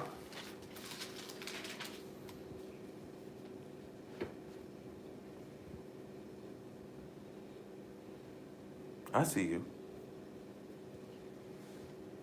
And now, therefore, thus saith Jeremiah 32 and 36. Now, therefore, thus saith Yahuwah, the Alahym of Yasharal, concerning this city, whereof you say it shall be delivered into the hand of the king of Babylon by the sword, and by the famine, and by the pestilence. Behold, I will gather them out of all countries, whither I have driven them in my anger, and in my fury, and in great wrath. And then I will bring them again into this place, and I will cause them to dwell safely. And they shall be my people, and I will be their Alahym. And I will give them one heart and one way, that they may fear me forever, for the good of them and of their children after them. And I will make an everlasting covenant with them, and I will not turn away from them to do good, but I will put my fear in their hearts, and they shall not depart from me. Yea, I will rejoice over them to do them good, and I will plant them in this land assuredly with my whole heart and with my whole soul. For thus saith Yahuwah, like as I brought all this great evil upon this people, so I bring all the good that I have promised them. Now we know full well that can't be when they came out of Babylon, because they wouldn't have left. But look at what he said, right? This is for their good. I'll bring them back, and I will surely plant it there, and I will do everything that I promised for them. Zechariah 8 and 6.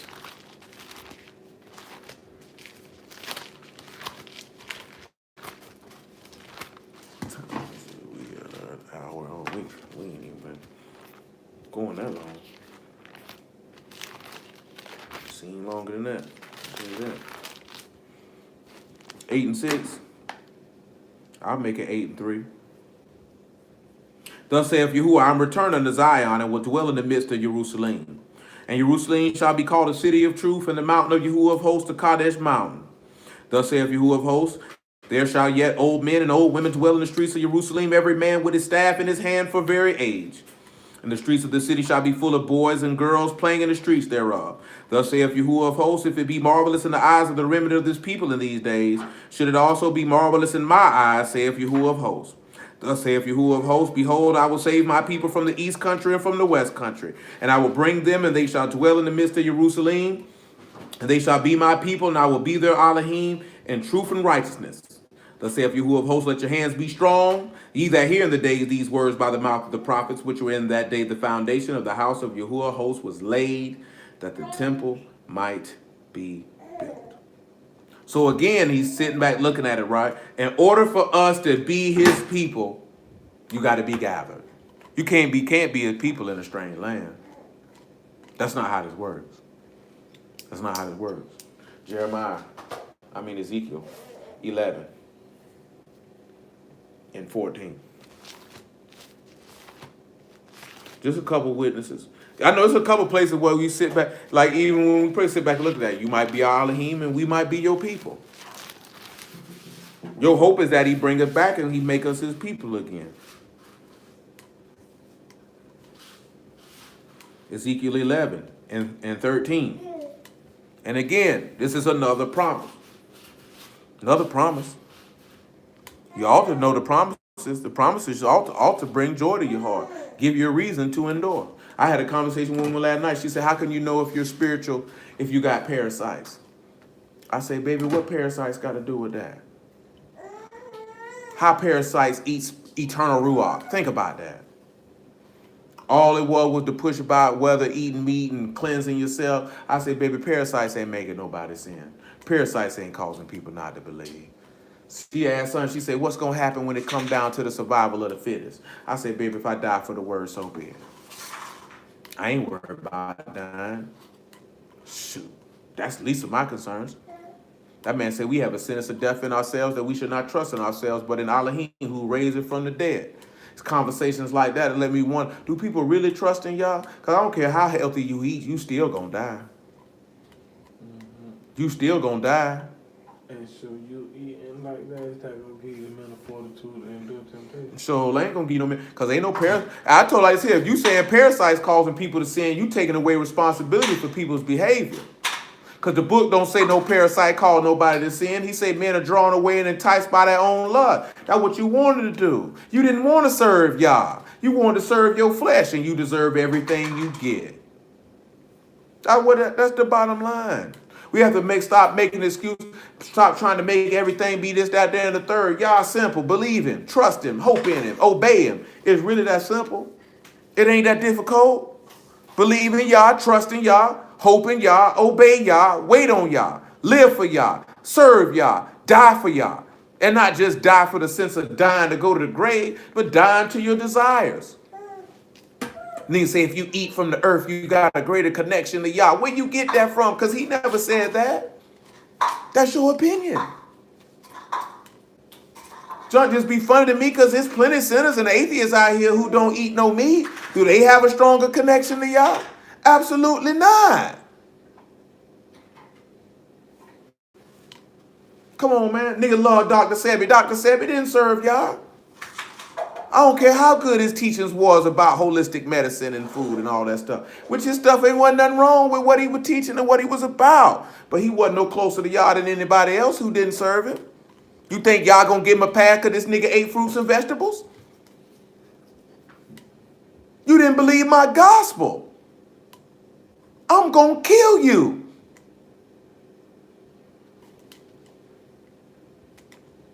We be coming all the extra stuff, man. They were very simple. Repent and believe the gospel and be ye saved. That's all you gotta do. It ain't that hard, man. It ain't that difficult. Ain't a parasite in the world stopping nobody from serving Yah. Especially when the word say he made his man upright. Man sought out many inventions. They ain't had no parasites back then, nigga. Huh? That's what he said. Adam and Eve were fruits and vegetables, wasn't it? Still sin. Guess that didn't help. Huh? The whole world was fruit and vegetable. The man flooded it. I guess them were parasites too. Come on, man. It's men's heart that's the problem. It's men's hearts that's the problem. It's always been men's hearts that's the problem. That's what he said in Genesis. The heart of man is continually evil. It's men's hearts that's the problem. Mend your heart. He told you rend your heart, not your garments.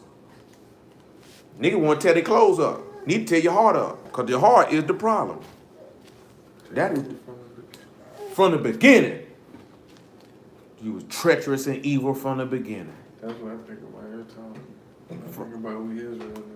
From the beginning. Treacherous and evil from your conception. Terrible from the beginning. That's a hard pill to swallow. That's too hard to swallow.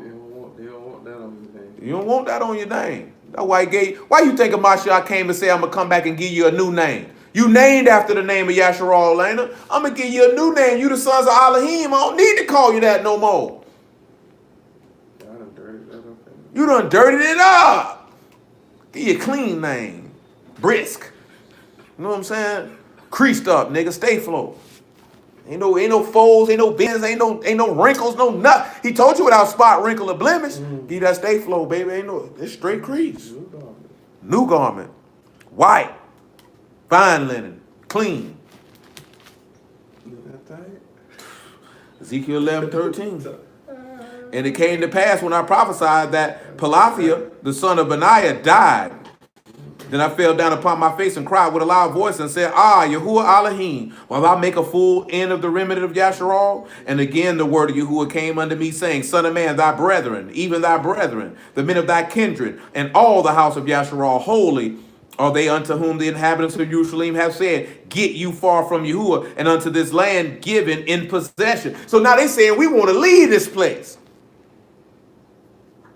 Therefore say, Thus saith Yahuwah Alahym, though I've cast them far off from among the heathen, and although I've scattered them among the countries, yet will I be to them a little sanctuary in the countries where they shall come.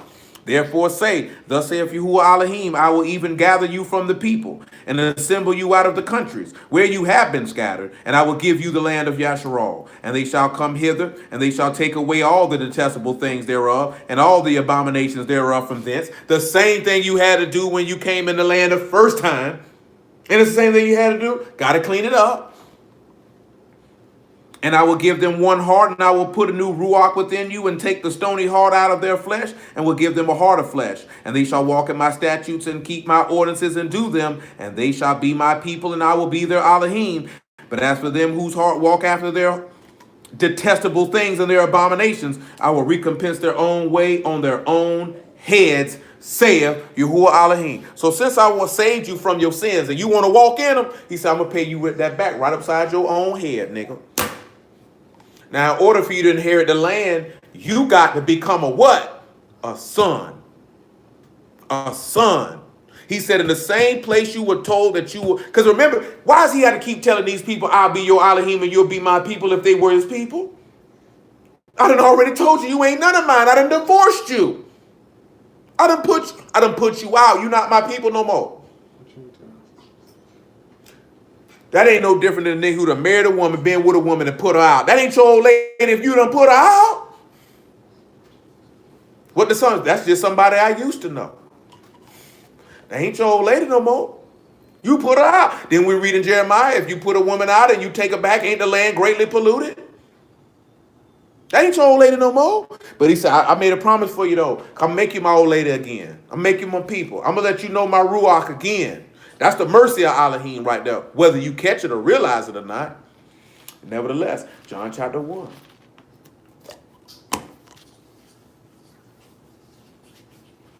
I ain't going to hold you too long because I ain't gave you nothing but a whole bunch of books anyway. Ain't no sense of overloading you just to push it for time's sake.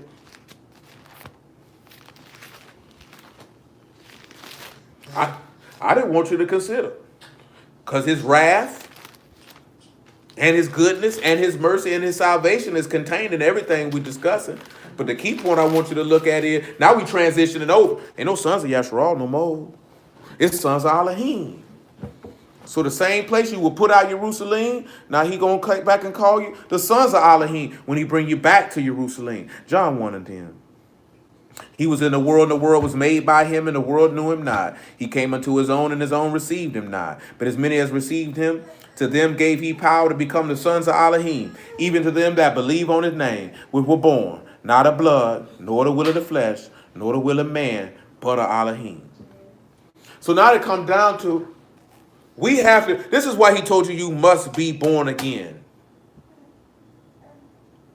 You sit back and, man, this just popped in my head, right? Let's sit back and look at it, bro. Don't the law tell you don't give your sons to their daughters and their daughters to their sons?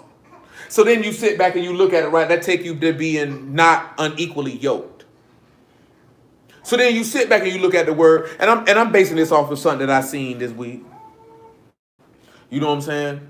Niggas worrying about, being with this person, that person. But then you turn around and you look at it. If you become a son or daughter of Alahym, it would only make sense that Yahuwah would betroth you to someone of that same fashion.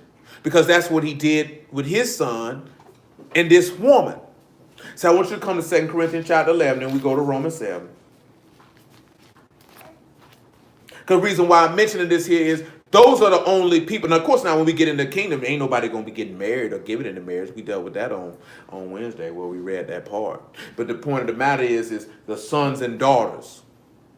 He going to want his people to be with his people in every aspect of it to keep that spirit pure.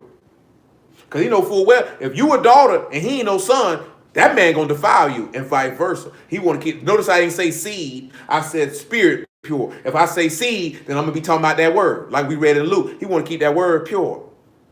That's a pure seed, godly seed. That's what he said in Malachi. He want to keep it pure. He want to keep it clean. Why he want to do that? 2 Corinthians 11 and 1.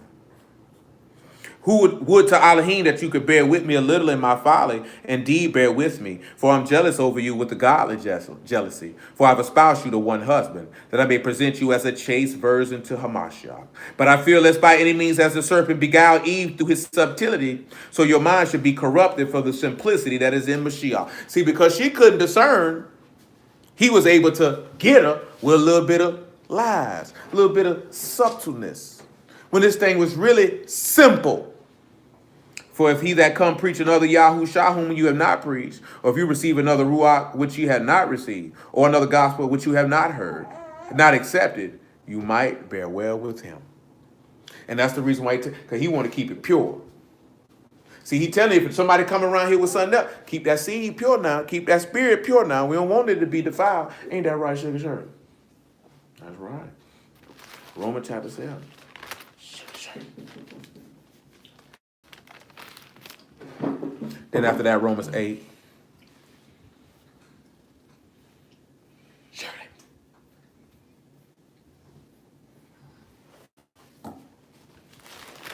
7:1. Know ye not, brethren, for I speak to them that know Torah, how that Torah have dominion over a man as long as he lives. But if the husband be dead, she is loose on the Torah of her husband. So then while her husband lives, she be married to another man, she be called an adulteress. But if her husband be dead, she is free from that Torah. She is no adulteress, though she be married to another man.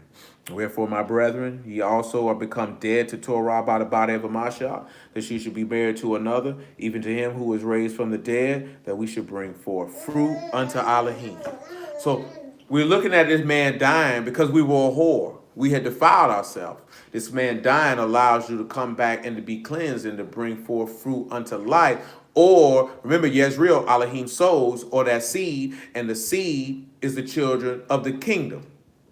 When that seed is sowed in good ground, it brings forth fruit. Well, that means if that seed fell in the ground and it abided alone, it don't bring forth no fruit. But if it died, bring forth much fruit. So we see that Yezreel or Alahym or Yahusha is sowing seed. And he's sowing seed for the purpose that one, that covenant can be broken. Two, that he can save Yehuda. Three, you got to be put out, but he gonna come back and do what? Gather the fruit and bring you back into the place of where he told you you weren't his people. So he could say, you are my sons. Because what we read in Luke 21, that was him telling you, you're not my people because I'm putting you out. I'm putting you out. I'm putting you out. So you can't be my people. But I will bring you back, and it will be marvelous in my eyesight. And when I bring you back, you're not the sons of Yasharal, you're the sons of Alahym. Let's swing to Romans 9 before we swing to Romans 8, and then Galatians 9 and 6. Just trying to hammer this point home about being sons of Alahym when you return. You finna get it ready to wrap this up, though. Well, I might hit this Ezekiel 37. We ain't got much left. Well, we got more, but what's the sense of going ad nauseum? I think the point has been made. Y'all willing. Not as though the word of Alahym have taken none effect, for they are not all Yasharal, which are of Yasharal. Neither because are they are the seed of Abraham, are they all sons. But in Isaac shall thy seed be called. That is, they which are the sons of the flesh, these are not the sons of Alahym. But the children of the promise are counted for the seed. And notice that's why he made the distinction of, in the same place where they were not called a people, they're going to be called the sons of Alahym. The children of the flesh, they're not counted as the sons of Alahym. And that's why we were looking at those things which he promised. I'm going to put my Torah in your heart. I'm going to have a sanctuary for you. I'm going to gather you so you have hope. Because without faith, it's impossible to please him. For you must believe that he is and a rewarder of those who diligently seek him. Because faith is the substance of things hoped for, the things not seen. You cannot see your deliverance. Your forefathers did not see deliverance from Egypt. Yet Yahusha, or let Yahuwah came through and redeemed them from Egypt and brought them out of that place and redeemed them from the nations and from their gods. That's the same thing he gonna do on the back end. He gonna redeem us from these people and from their gods. And we're gonna look at him redeeming us from their gods in a moment. Let's take ourselves over here to Romans 8 real quickly. And then we'll go to Revelation 18, 8 and 14.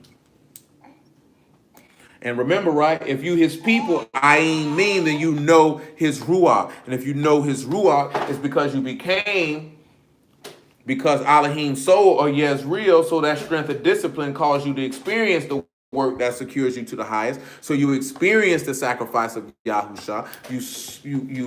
You mortify your members, you suffer in the flesh, and now you are secured or joined to Alahym.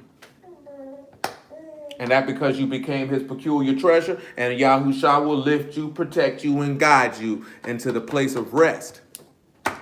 Nevertheless, for as many as are led by the Ruach of Alahym, they are the sons of Alahym. For you have not received the Ruach of bondage again to fear, but you have received the Ruach of adoption, whereby we cry, Abba, Father. The Ruach itself bear witness with our Ruach that we are the sons of Alahym. And if sons, then heirs, and heirs of Alahym, and joint heirs with Hamashiach, if so be that we suffer with him, we may also be esteemed with him. And that's where the Yezreel come in at. You suffer with him, you'll be esteemed with him. Because he became even though he was a son, he learned obedience by the things that he suffered. He said, you cannot become a son without chastisement. So when he sowed that seed, or that Yezreel, and that strength of that discipline, because that chastisement was for your discipline, it caused you to experience the suffer of Hamashiach or his work, and that secured you to Alahym to make you a son, in order to make you an heir, in order that you might enter in to that kingdom, and that he might look upon you and call you his son. Revelation chapter 18.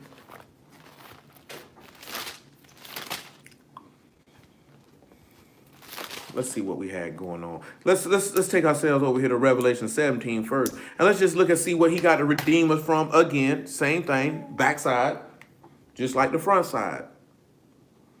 17 and 4. And the woman was arrayed in purple and scarlet color, and decked with gold and precious stones and pearls, having a golden cup in her hand, full of abominations and filthiness of her fornication. And upon her forehead was a name written, Mystery Babylon the Great, the mother of harlots and abominations of the earth. I saw the woman drunken with the blood of the Kased and with the blood of the martyrs of Yahusha. And when I saw her, I wondered with great admiration. And the Malachim said unto me, wherefore dost thou marvel? I will tell thee the mystery of the woman, and the beast that carry her, which have 7 heads and 10 horns. Well, we know along with the beast and this woman, there's much idolatry, and it's other gods being served. We know the beast is standing up and say he the God of gods, and that all men should worship him. And we see that the set apart ones and those who believe in Yahusha were being, blood were being shed. Remember, we talked about that in Zechariah 13 and 10, about the third being brought through the fire, or having the ability to shine and mean, to strengthen chaos. We talked about in Isaiah 65 that he said while we were yet calling for him, and the words were still in our mouth, that he would hear and that he would deliver. She's looking out like she's really listening.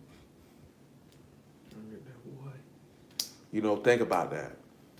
Because that's what's going to be going down, because we were crying and sighing in Mizraim to be redeemed from these people and their gods. And now what you're looking at in Revelation, and I'm just giving you a brief look at it. We got to be redeemed from these people and their gods, because we need to come out of this place in order to come back to the place of which we were removed. And when we come back to the place for which we were removed, oh boy, she just hit his hip. No. Like you grown. You grown. Jeremiah 50, y'all. This baby's grown. We ain't no baby no more. It's just sugar Shirley. She said, just give me what I came for. That's what you came for, Shirley. Jeremiah 50 and 1. Little Shirley. 50 and 4, actually. I take that back. 50 and 2. Declare thee among the nations and publish and set up a standard. Publish and conceal not. Say Babylon is taken. Baal is confounded. Merodach is broken into pieces. Her idols are confounded. Her images are broken in pieces. For out of the north there come up a nation against her, which shall make her land desolate, and none shall dwell therein, and they shall remove, and they shall depart, both man and beast. In those days and in that time, saith Yahuwah, the children of Yasharal shall come, they and the children of Yehuda together, going and weeping, and they shall go and seek Yahuwah their Alahym. They shall ask the way to Zion with their faces thitherward, saying, Come, let us join ourselves to Yahuwah in a perpetual covenant that shall not be forgotten. See this here, right? So when they join themselves to him in this covenant, it's taking us right back to what we've seen in the law. We coming up out of this place. We coming to be able to be joined unto him and to get rest and to be delivered from our enemies and their gods. Revelation 18 again. Girl, you're going to smack your whole face off. Or just going to go to sleep.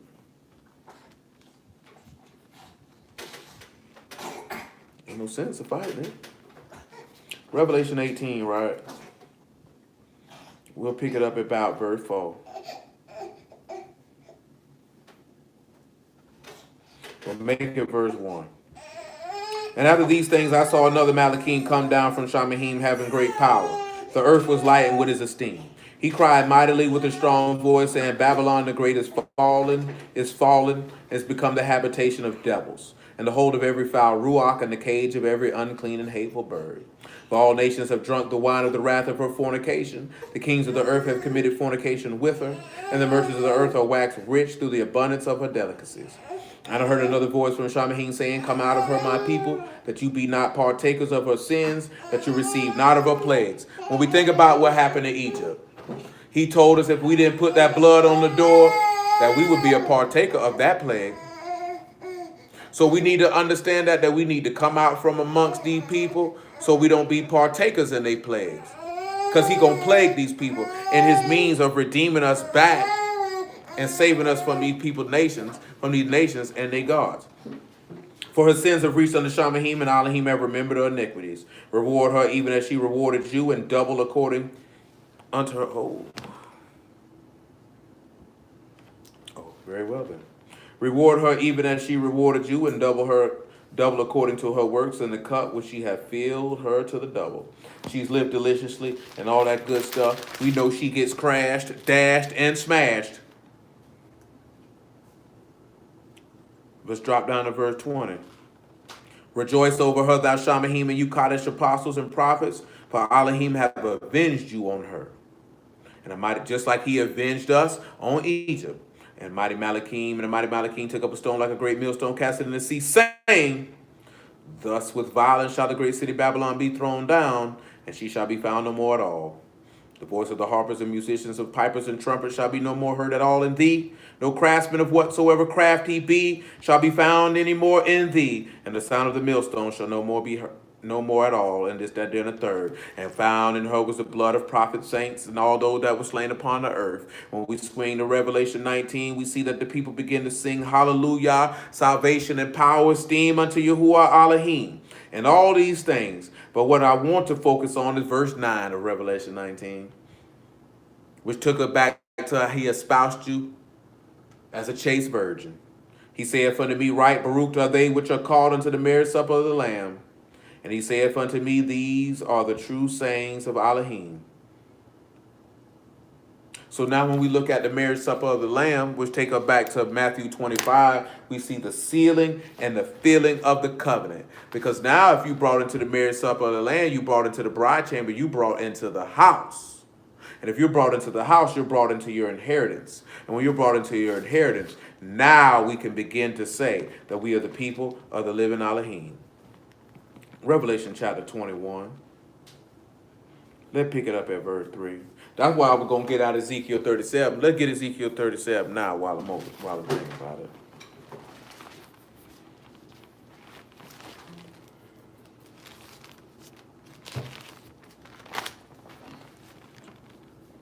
Ezekiel 37, verse 21. And say unto them, Thus saith Yahuwah Alahym, Behold, I will take the children of Yasharal from among the heathen, whether they be gone. and will gather them on every side and bring them into their own land. And I will make them one nation in the land upon the mountains of Yasharal, and one king shall be king to them all, like what Hosea said. They'll appoint themselves one head. And they shall be no more two nations, neither shall they be divided into two kingdoms anymore at all. Because the head of the woman is the man, and the head of the man is a Mashach, and the head of Mashach is Alahym. So when you turn around and you look at it, it's one head, one leader. That's what he said. One body, one immersion, one faith, one Alahym.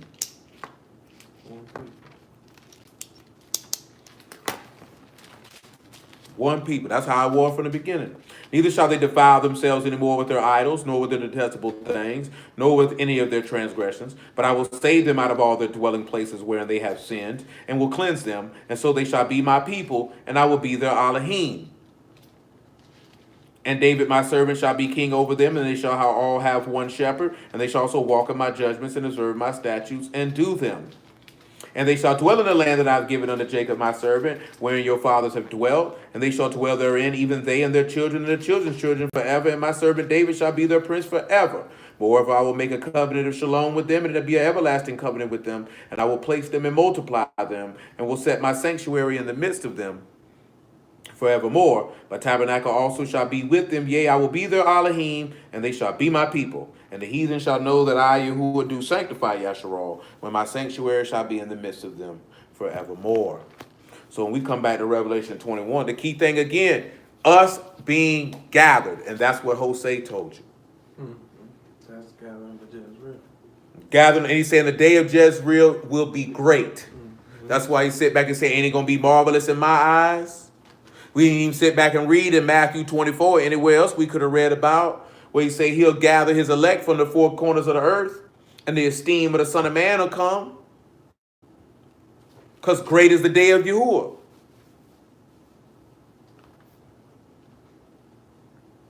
But we kind of looking at that in Revelation 19, when you see the marriage supper of the Lamb. That's the gather. That's a great day, because now the people have been gathered. Their head has came and gathered them and brought them back into the place where they were told they were not the sons of Alahym, but now they told that they are. They told that they're not his people. He said, "Now you the sons of Alahym." Come over here to Peter though. 1 Peter chapter 2.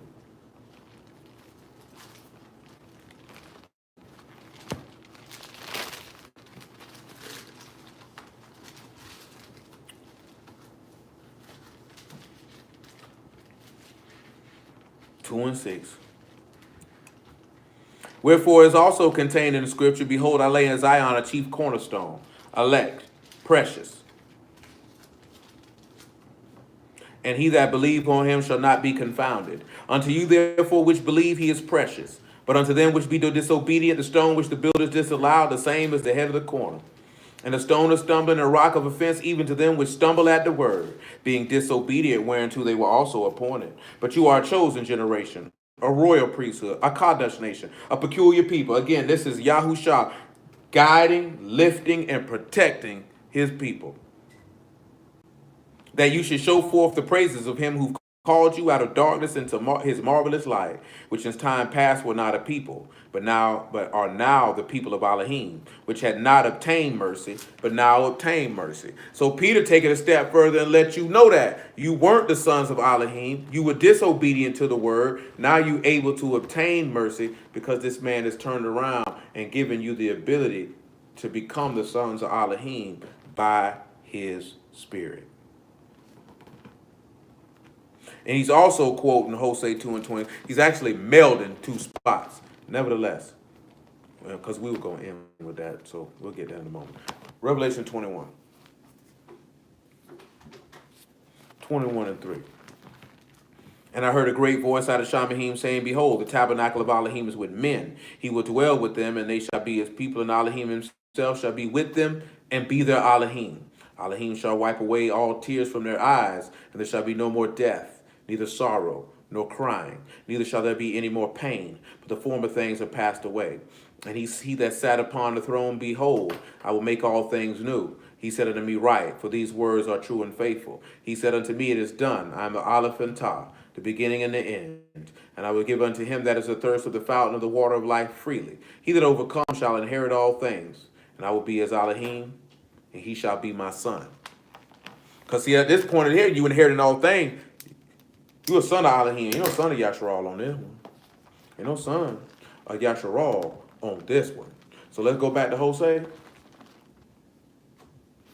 We'll read that Hosea 1 and 10 one more time and then swing to chapter 2. Call it an evening. And call it an evening. Prayerfully, y'all understood all of that. You hit a lot of spots and make it plain. That Hosea 1 and 10 says, yet the number of the children of Yasharal shall be as the sand of the sea, which cannot be measured nor numbered. And it shall come to pass that in the place where it is said unto them, you are not my people, there it shall be said unto them, you are the sons of the living Alahym. You just seen that in Revelation 21. They in New Jerusalem getting ready to come down. The very place where he told them they weren't his people. He said, shoot, tell him he say he that overcometh. I'll be his Alahym, and he'll be my son, and he'll inherit all things. Then the children of Yehuda and the children of Yasharal be gathered together and appoint themselves one head, and they shall come up out of the land, for great shall be the day of Yezreel. They're going to come out from the places where he scattered them at and bring them back. And what I say is that day, now, wouldn't that be marvelous in my eyes? 2 and 19, a Hosea. 2 and 17 to be more specific. Just make it 2 and 16. He said, in that day, and it shall be at that day, saith Yahuwah, that thou shalt call me Ishi, or husband, and thou shalt call me no more Baali, or Lord. And I will take away the names of Balaam out of her mouth, and they shall be no more be remembered by their name. Gonna redeem you from these false gods. And in that day I will make a covenant for them with the beasts of the field and with the fowls of Shamahim and with the creeping things of the ground, and I will break the bow of the sword and the battle out of the earth, and I will make them to lie down safely. And I will betroth thee unto me forever. Yea, I will betroth thee unto me in righteousness and in judgment and loving kindness and in mercy. That's why I espoused you as a chaste woman to Mashiach. I will even betroth thee unto me in faithfulness, and thou shalt know Yahuwah. And it shall come to pass in that day, I will hear, saith Yahuwah. I will hear Shamahim, and they shall hear the arats. And the earth shall hear the corn, and the wine, and the oil, and they shall hear Yezreel. And that takes us back to that shout. And I will sow her unto me in the earth, and I will have mercy upon her that have not obtained mercy. And I will say to them which were not my people, thou art my people. And they shall say, thou art my Alahym. The only way you can say Yahuwah is your Alahym is because you trust, believe, hope, serve, and obey him. So hallelujah for Yahushua the word. I prayerfully y'all understood all of this.